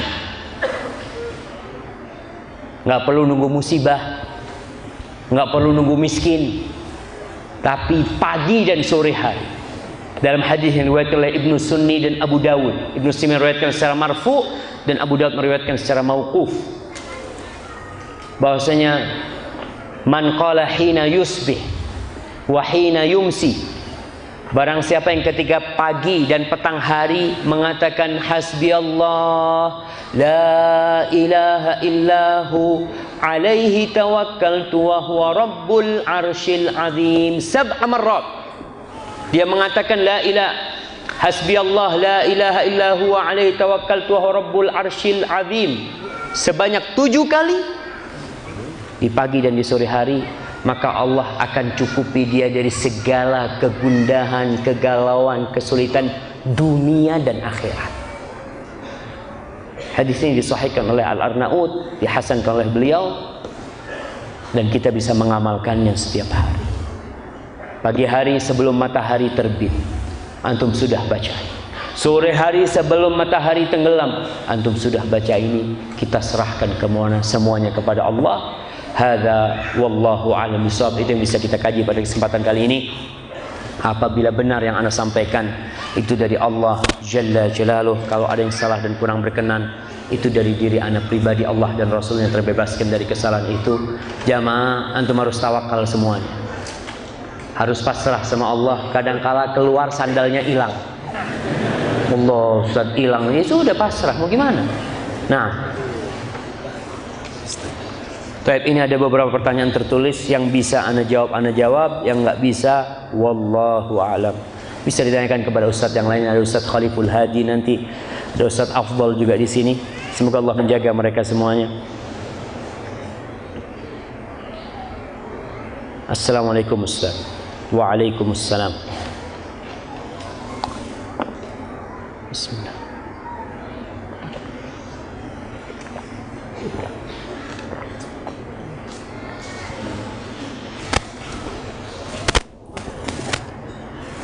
Saya memiliki ibu beda keyakinan. Bagaimana caranya saya mengajak ibu saya untuk menjadi mu'allaf? Bukan menjadi mu'allaf, untuk masuk Islam. Istilah mu'allaf ini apa? Mu'allaf artinya jemaah? Al-mu'allafati qulubuhum, itu artinya orang yang hatinya lembut ya, yang tunduk akhirnya masuk Islam. Itu artinya mu'allaf. Jadi kalau biasanya itu mu'allaf sebutan untuk orang-orang yang baru masuk Islam. Tapi kalau masuk Islam 20 tahun, saya mu'allaf Ustaz. Berapa tahun? 20 tahun ya, bukan mu'allaf, sudah alhamdulillah udah Islam nih. Udah Islam. Nah, bagaimana hukumnya apabila saya menikah? Oh, ini 2 pertanyaan. Baik, berkaitan dengan orang tua jamaah ya. Bagaimana kita mengajak kedua orang tua kita untuk meraih hidayah Allah Subhanahu wa taala? Anak diwajibkan berbakti kepada orang tuanya. Dan kebaktian yang paling mulia adalah tatkala anak bisa menghadiahkan cahaya Islam kepada kedua orang tua. Itu lebih berarti daripada dunia dan isinya. Karena pada hari kiamat nanti Kalau orang tua yang mati dalam kondisi kafir, antum kasih dunia dan isinya untuk menembus dirinya dari api neraka, ma tuqbila minhum, Allah nggak akan terima dari mereka. Maka kalau antum kasih orang tua mobil, antum kasih rumah kepada orang tua, dan antum berikan hidayah, maka hidayah lebih utama. Bagaimana cara mengantarkan hidayah kepada orang tua? Yang pertama, doakan orang tua. Yang kedua, tinggallah dekat sama orang tua. Kenapa? Kalau tinggalnya jauh, sang anak ini sulit berkomunikasi sama orang tuanya. Anda masih ingat dengan kisah Al-Auza'i, insyaallah. Iya, dia yang ada di Libanon. Datang kepada dia murid. Dia lagi kajian, dilihat ada orang baru. Ditanya sama Auza'i, kau dari mana? Dari Tastur, daerah di Iran sana, jauh. Daerah yang agamanya Majusi. Ditanya sama Auza'i, gimana orang tuamu? Ada, kata dia, bapakku masih Majusi. Akhirnya Auza'i, ya, insya Allah kalau anda nggak salah ya, kalau nggak salah berarti benar, dia mengatakan, kau coba pulang. Kau pulang, kau jumpain orang tuamu, siapa tahu orang tuamu dapat hidayah lewat engkau. Ini jauh berhari-hari sampai Libanon suruh balik. Tapi kita lihat faedahnya kumpul sama orang yang berilmu. Akhirnya di muridnya pulang. Sampai Tastur, dia dapati bapaknya sakit, sudah diranjang. Akhirnya dia rawat bapaknya. Suatu hari bapaknya tanya, nak, agamamu ini apa sih, nak? Abah kepingin tahu. Cerita si anaknya ini, agamaku ini Islam itu seperti ini, macam-macam dia sebutkan. Akhirnya sang bapak mengucapkan asyhadu an la ilaha illallah wa asyhadu anna Muhammad Rasulullah. Keesokan harinya atau lusanya meninggal dunia. Antum bisa bayang. Kadangkala anak ini jauh dari orang tuanya, sehingga dia tidak bisa berinteraksi sama bapak sama ibunya tiap hari. Tunjukkan keindahan Islam, tunjukkan bahwasanya agama Islam adalah rahmatan lil alamin. Dan Islam, ingat, Islam tidak kenal sama hari ibu. Jamaah, Ustaz, kita baru merayakan hari ibu, Ustaz. Nggak ada hari ibu dalam Islam. Ingat, hari ibu itu datang dari orang-orang yang tidak berbakti kepada orang tua. Di barat, kita ini harus melihat, jangan semua yang datang dari barat dianggap baik. Semua yang dari timur, wah ini keterbelakangan. Tapi semua yang dari barat dianggap baik. Oke, dari barat bikin HP umpamanya, bikin Android apa, yaitu kemajuan. Kau mau niru nggak apa-apa. Tapi kalau dalam urusan muamalat, ya dalam urusan ibadah, apalagi tiru orang-orang barat lah. Di barat itu anak umur 18 tahun itu sudah lepas dari orang tuanya. Orang tua tidak punya kontrol kepada anaknya. Anaknya mau jadi pelacur, anaknya mau keluar sama siapa, itu orang tua tidak bisa. Kalau orang tuanya menghalangi anaknya, bisa dipenjara, Bapak.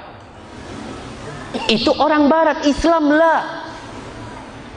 Dalam Islam, anak umur 50 tahun, bapaknya masih hidup, apa pangkatnya? Anak sama bapaknya. Bapaknya ngomong, nak, kau jangan kerja di tempat itu, harus nurut dia sama bapaknya. Ibunya ngomong, nak, kau keluar dari pekerjaan itu, nurut, walaupun anaknya umurnya 50 tahun, ibunya umur 70 tahun. Karena hubungan itu tidak pernah putus di dalam Islam. Jadi kalau kita bicara hari ibu, dalam Islam setiap hari itu hari ibu. Tiap hari. Jangan nunggu setahun sekali kau berbakti sama ibumu. Setahun sekali telepon ibunya. 360 hari kemana engkau? Ya, kan hari ibu cuma sekali. Yang lainnya ada hari bapak. Ada hari bapak. Padahal bapak nggak diurusin juga sama anaknya. Nanti akan ada hari bapak, ada hari kakak, ada hari adik, ada hari paman, ada hari bibi. Dan dalam Islam, semua itu sudah diatur. Kalau kita wajib berbakti kepada bapak kita, ibu kita. Bayangkan jamaah, Rasulullah SAW mengatakan, atik walidai. kau taat kepada kedua orang tuamu. Wa in amarak an takhruja min mali, walaupun kedua orang tuamu menyuruh engkau keluar dari harta. Kalau bapak ibu umpamanya di Bukit Tinggi, anaknya di Jakarta kerja jadi pejabat, ibunya ngomong, nak, ibu kepingin kau pulang, nak. Boleh anaknya nggak pulang, haram dia nggak pulang, wajib dia pulang. Kalau dia mengatakan, bu, anak kerjanya di sini, nak, yang ngasih rezeki kau itu Allah, balik kau ke sini. Orang mau perang jamaah dalam Islam ini. Jihad ini adalah zirwatu sanamil Islam. Ketika dia izin perang sama Rasulullah SAW, ditanya, kok masih ada orang tua? Masih ada, kata dia. Gimana? Keduanya mengizinkan? Enggak mengizinkan. Pulang kau. Dia mau berperang, suruh pulang. Apalagi cuma kerja urusan fulus. Maka ingat, dalam Islam hari ibu kapan? Setiap hari. Tiap hari itu hari ibu kita. Terus hari istri kapan, Ustaz? Nah, ada istri nomor 10, tapi ibu nomor 1. Nah, para jamaah, jadi berkaitan dengan ibu, tolong ini masalah ini ingat, semua hari adalah hari ibu, dan kebaktian anak, tolong dekat sama ibunya, dekat sama bapaknya, mudah-mudahan dia bisa mengajak orang tuanya menuju ke agama Allah Subhanahu wa taala. Barakallahu fikum. Baik. Assalamualaikum Ustaz. Afwan bertanya di luar judul. Ini kayaknya besok. Nah, besok kita judulnya masalah nikah. Nah, jadi yang tanya masalah nikah besok aja. Assalamualaikum Ustaz. Gimana tawakal sebagai modal untuk poligami? Ini babnya sekarang apa besok jemaah? Ini separuh-separuh nih jemaah. Jemaah ingat, tawakal itu amalan hati. Jadi mau tawakal dalam semua urusan, kita tawakal sama Allah. Jadi urusan poligami, gimana bab tawakalnya jemaah? Nggak ngurus gitu. Tawakal dalam poligami, anak nggak mengurus istri, nggak mengurus mertua, nggak mengurus hari ini makan apa, yang penting anak kawin lagi. Itu tawakal. Lah, tawakal ingat artinya adalah yakin dan percaya kepada Allah 100%, dan kita menyandarkan semuanya kepada Allah. Urusan usaha tetap usaha. Orang yang mau nikah lagi ada aturannya. Aturannya apa?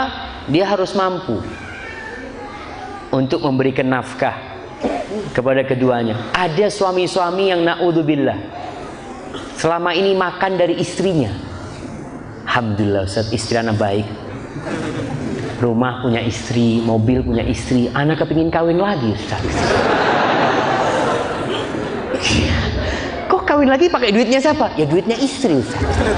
Nah, enggak lah, ini babnya harus jelas. Orang yang mau poligami belajar adab-adab poligami, harus mampu berbuat adil. Ada orang jamaah yang tidak bisa adil. Ada orang-orang yang tidak punya manajemen konflik. Orang yang kawin lagi itu dia sedang mendatangkan badai ke rumahnya. Iya, dia sedang mendatangkan konflik. Antum pikir istri-istri Rasul sallallahu alaihi wasallam semuanya tenang-tenang? Mereka berantem jemaah. Berantem, ada yang berantem di depan Nabi berantemnya. Istri kayak ini. Tapi seorang suami, Allahu Akbar, dia tahu bagaimana menyelesaikan permasalahan itu. Ada suami yang istrinya lagi konflik, suaminya pingsan. Kalau yang kayak gini jangan jamaah, jangan. Baik, barakallahu fikum. Apakah ujian yang menimpa saudara kita di Aleppo Suriah karena mereka kurang bersandar kepada Allah, atau bagaimana Ustaz?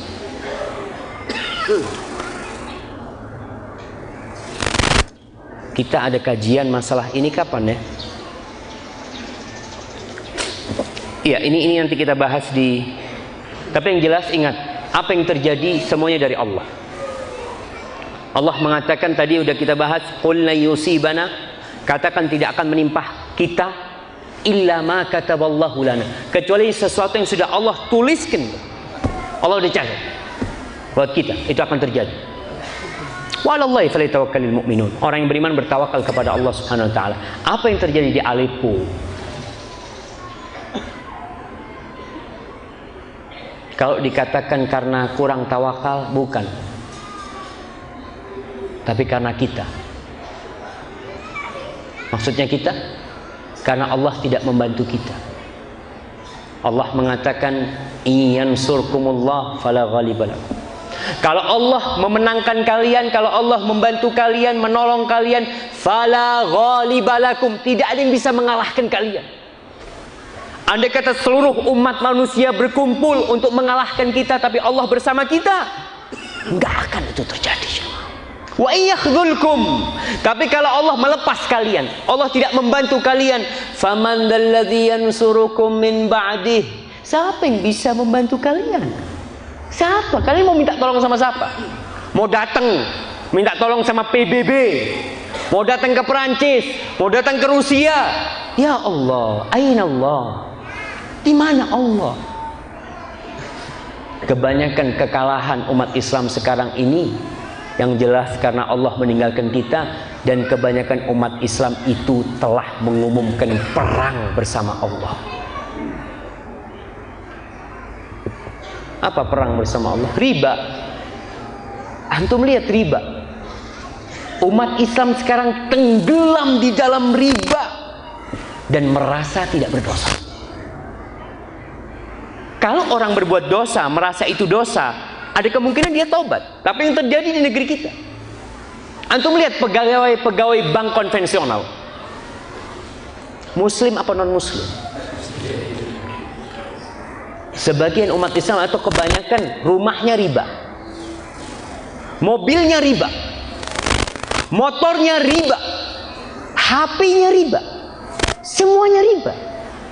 Dan Allah mengatakan, ya ayyuhalladzina amanu taqullaha wa dharu ma baqiya minar riba in kuntum mu'minin. Wahai orang-orang yang beriman, wahai orang-orang yang beriman, bertakwalah kalian kepada Allah, tinggalkan sisa-sisa riba.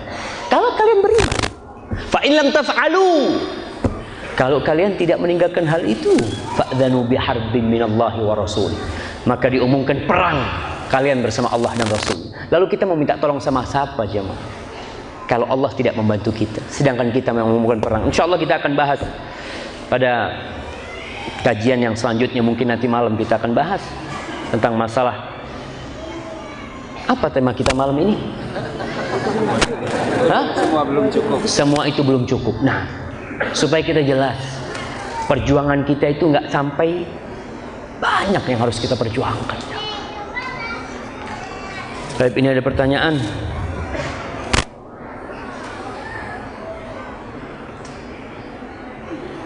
Ini ada bab tawakalnya, nggak apa-apa. Ana seorang pemuda. Kalau pemuda pertanyaannya apa? Nikah.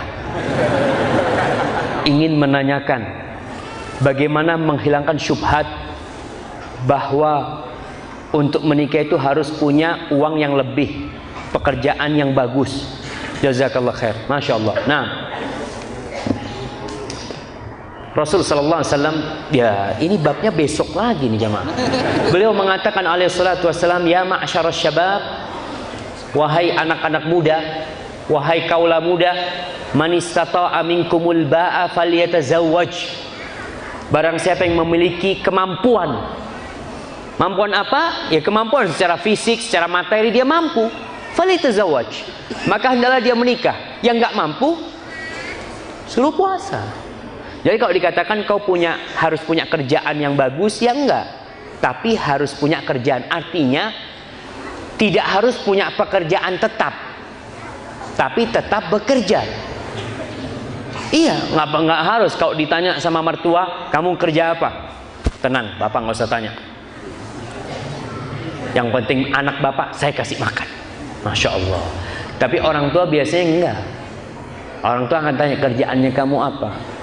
Kalau kerjaannya mungkin mengatakan saya sales. Sales ini nggak jelas fulusnya. Tapi kalau kerjanya apa? Saya seorang dokter. Alhamdulillah. Kapan mau nikahnya, Mas? Langsung kapan mau nikahnya? Nah, insya Allah kita akan bahas lebih dalam lagi. Tapi yang jelas nggak harus. Tapi antum jangan begini. Kadang-kala antum salah milih mertua. Anak kepingin sama fulana, Ustaz, tapi orang tuanya nggak ngasih. Ya udah cari yang lain. Alhamdulillah banyak yang lainnya. Cari yang mau sama antum. Nah, yang nerima antum apa adanya. Sama lagi. Bagaimana cara kita pasrah tentang menemukan jodoh yang baik? Pasrah menemukan jodoh yang baik.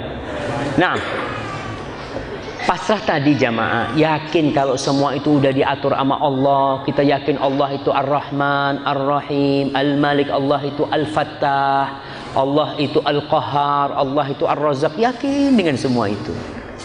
Usaha, tetap usahakan. Salah satu cara untuk mendapatkan jodoh yang baik, ini camkan, satu cara untuk mendapatkan jodoh yang baik adalah engkau memperbaiki diri. At-Thayyibun lit-Thayyibat. Orang-orang yang baik untuk siapa? Untuk yang baik pula. Orang-orang buruk untuk orang-orang yang buruk. Antum perbaiki diri antum. Ana harus lebih baik, harus lebih baik. Gimana Ustaz? Kalau masalahnya wajahnya nggak bisa diperbaiki, Ustaz. Ya udah, kan baik itu bukan cuma wajah. Antum wajah kayak gitu sudah alhamdulillah syukuri. Antum insya Allah dapat wajah yang baik juga.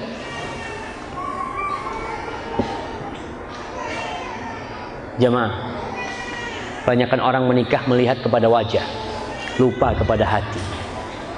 Baik. Jadi antum untuk tawakal tadi, antum ada usaha, tawakal serahkan kepada Allah, sandarkan kepada Allah. Khususnya buat yang wanita. Yang wanita ini kadang-kadang kan menanti dia, menunggu. Kalau yang laki keliling, dia cari sana nggak cocok, cari sana nggak cocok, cari sana nggak cocok. Sampai anak punya temen itu setelah 75 kali dia nazar, lihat sana nggak cocok, lihat sana cocok tapi perempuannya nggak cocok. Akhirnya menikah juga dia. Alhamdulillah. Nah, ini ada pertanyaan yang menarik. Dalam kehidupan rumah tangga, kadang sangat sulit mempunyai kesamaan pasrah atau istiqomah di antara suami istri dalam menghadapi lika-liku masalah rumah tangga. Mohon penjarahan, apa tips-tips biar bisa jadi suami istri yang mudah tawakal dalam rumah tangga. Nah, subhanallah jamaah. Kita tahu tadi yang menjadi penghalang dari tawakal itu adalah tidak mengenal Allah. Maka perlu suami istri ini untuk saling menuntut ilmu, untuk saling mengingatkan. Duduk bersama umpamanya habis subuh ngaji yuk. Suami ngaji, istri ngaji sambil dibacain artinya. Bacakan ayat-ayat tentang tawakal, baca kisahnya Nabi Ibrahim, ada semua dalam Al-Quranul Karim. Sehingga ditumbuhkan dalam hati istri, atau kalau suaminya yang bermasalah, saling mengisi sebenarnya. Dengan cara seperti itu, insya Allah kita akan sama. Memang sulit kalau istri mau ke timur, suami mau ke barat. Makanya kadang-kala ada suami-suami yang istrinya mau ke timur, ya nggak apa-apa lah. Kau ke timur, tafadhol, ana cari istri yang mau ke barat. Itu kadang-kadang seperti itu terjadi. Maka jangan sampai seperti itu. Jangan. Barakallahu fikum. Masya Allah.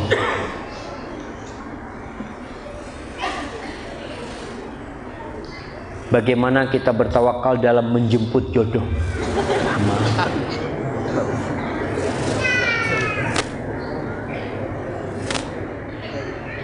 Nah, ini bagaimana hukumnya mengambil ilmu dari lewat TV dakwah umpamanya.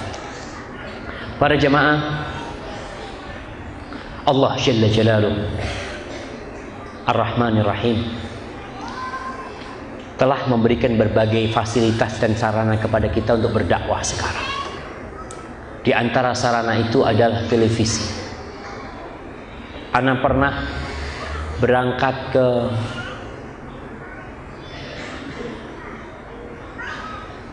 Muara Enim,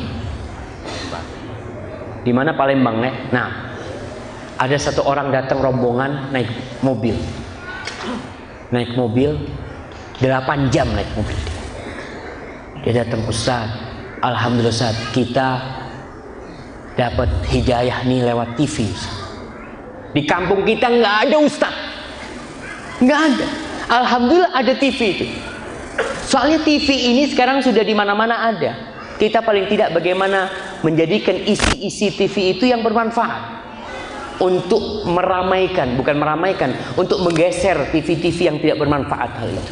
Maka kalau kita bicara bagaimana menuntut ilmu lewat televisi, itu sarana yang perlu dimanfaatkan, dan banyak daerah alhamdulillah yang kenal dengan Islam yang benar, kenal dengan sunnah, dapat ilmu bukan dari sekolahan tapi dari televisi. Tapi itu tidak cukup. Kenapa?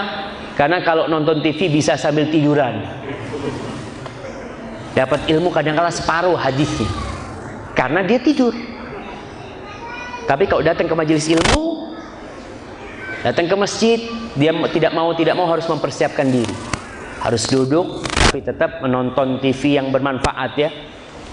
Itu kalau ada orang yang melarang, ya di kampung kita dulu ada Rojak TV kabel nih, umurnya cuma 2 minggu diputus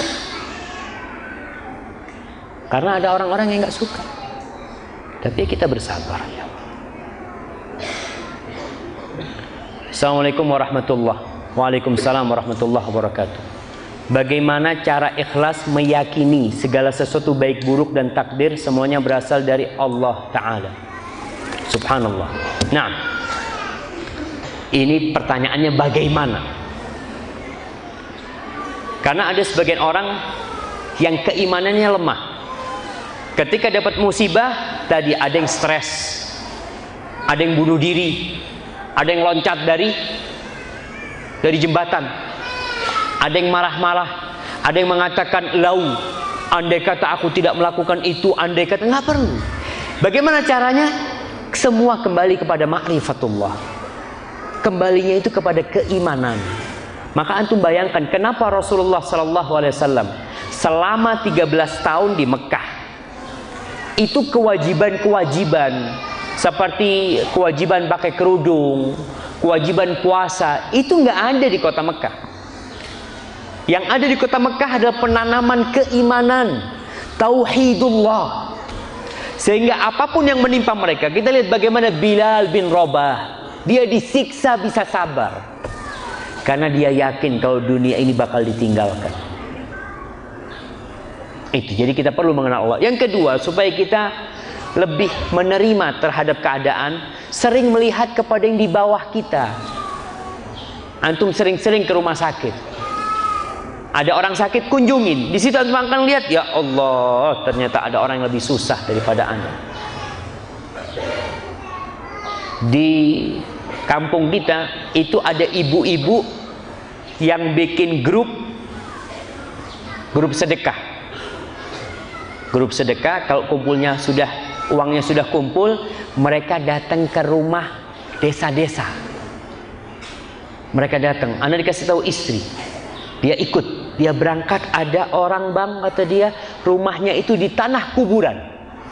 Wanita tua sendirian hidup di sana. Dia kerjanya itu menghancurkan batu. Sehari mungkin dapat 3.000 cuma. Kita perlu datang ke sana. Kadang-kadang ada orang yang merasa susah hidupnya. Apa yang kau susah? Karena kau melihat ke atas. Dan kehidupan di dunia ini sekarang kayak gitu modelnya. Selalu melihat, nggak pernah ngelihat kepada yang di bawah. Mobil ngelihat yang lebih baru, motor kayak gitu. Sehingga dia tidak pandai bersyukur. Itu salah satu cara agar kita ridha dengan takdir Allah Subhanahu wa taala. Barakallahu fikum. Nah,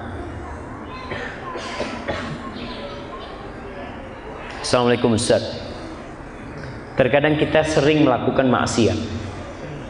Setelah itu kita bertobat dan tawakal kepada Allah. Nyambung nggak ini jemaah? bertobat dan tawakal kepada Allah, tapi suatu ketika kembali terjerumus. Nah, mungkin maksudnya dia tawakal kepada Allah, ya ana menyerahkan semua kepada Allah. Keputusan Allah mengampuni ana, Allah menghapuskan dosa-dosa ana itu kepada Allah semuanya. Kemudian dia kembali berbuat dosa lagi. Bagaimana caranya Ustaz agar tidak terjerumus kembali kepada maksiat yang sama? Para jamaah rahimakumullah, sudah menjadi kodrat manusia berbuat dosa. Kalau antum nggak berbuat dosa, manusia itu sudah hilang dari muka bumi. Rasul sallallahu alaihi wasallam mengatakan, "Laulam tudnibu la dhahaballahu bikum." Kalau kalian tidak berbuat dosa, Allah akan mengusir kalian semua. Wala jaa biqaumin akharin. Allah akan datangkan kaum-kaum yang lainnya. Yudhnibun. Mereka berbuat dosa. Fayastaghfirun Allah. Kemudian mereka beristighfar kepada Allah dan Allah mengampuni dosa-dosa mereka. Maka berbuat dosa itu wajar. Yang tidak wajar adalah terus-terusan melakukan dosa, nggak kembali kepada Allah. Terus gimana posisi penanya ini? Aku berbuat dosa, kemudian dia kembali berbuat dosa, nggak ada masalah, asalkan tobatnya udah lengkap syaratnya. Apa syarat tobat? Anda kasih hadiah. Nah, yang pertama berazam untuk tidak mengulangi lagi. Yang kedua, memperbaiki amal yang telah berlalu dan tobat yang baik. Memperbaiki amalan yang lalu dengan banyak berbuat amal soleh. Yang ketiga, Masya Allah, barakallahu fikum. Nggak apa-apa, kita kasih jamaah. Ada lagi yang mau jawab yang lengkap? Udah jawab tadi belum? Nah, lengkap ya? Nggak lengkap nggak ada hadiahnya. Fadhal. Yang pertama menyesali perbuatan itu. Nah, berjanji tidak mengulangi lagi. Berazam, berjanji untuk tidak mengulangi lagi. Yang ketiga, berhenti dari dosa. Meninggalkan dosa itu. Baik. Yang keempat, berhubungan dengan manusia, minta maaf. Masya Allah, barakallahu fikum. Masya Allah, dapat hadiah yang besar nih. Fadhal. Nah, iya. Jadi yang pertama jamaah menyesal. Yang kedua bertekad untuk tidak mengulangi. Yang ketiga meninggalkan itu dosa. Menyesal, meninggalkan, dan bertekad untuk tidak mengulangi. Ini yang berkaitan dengan Allah.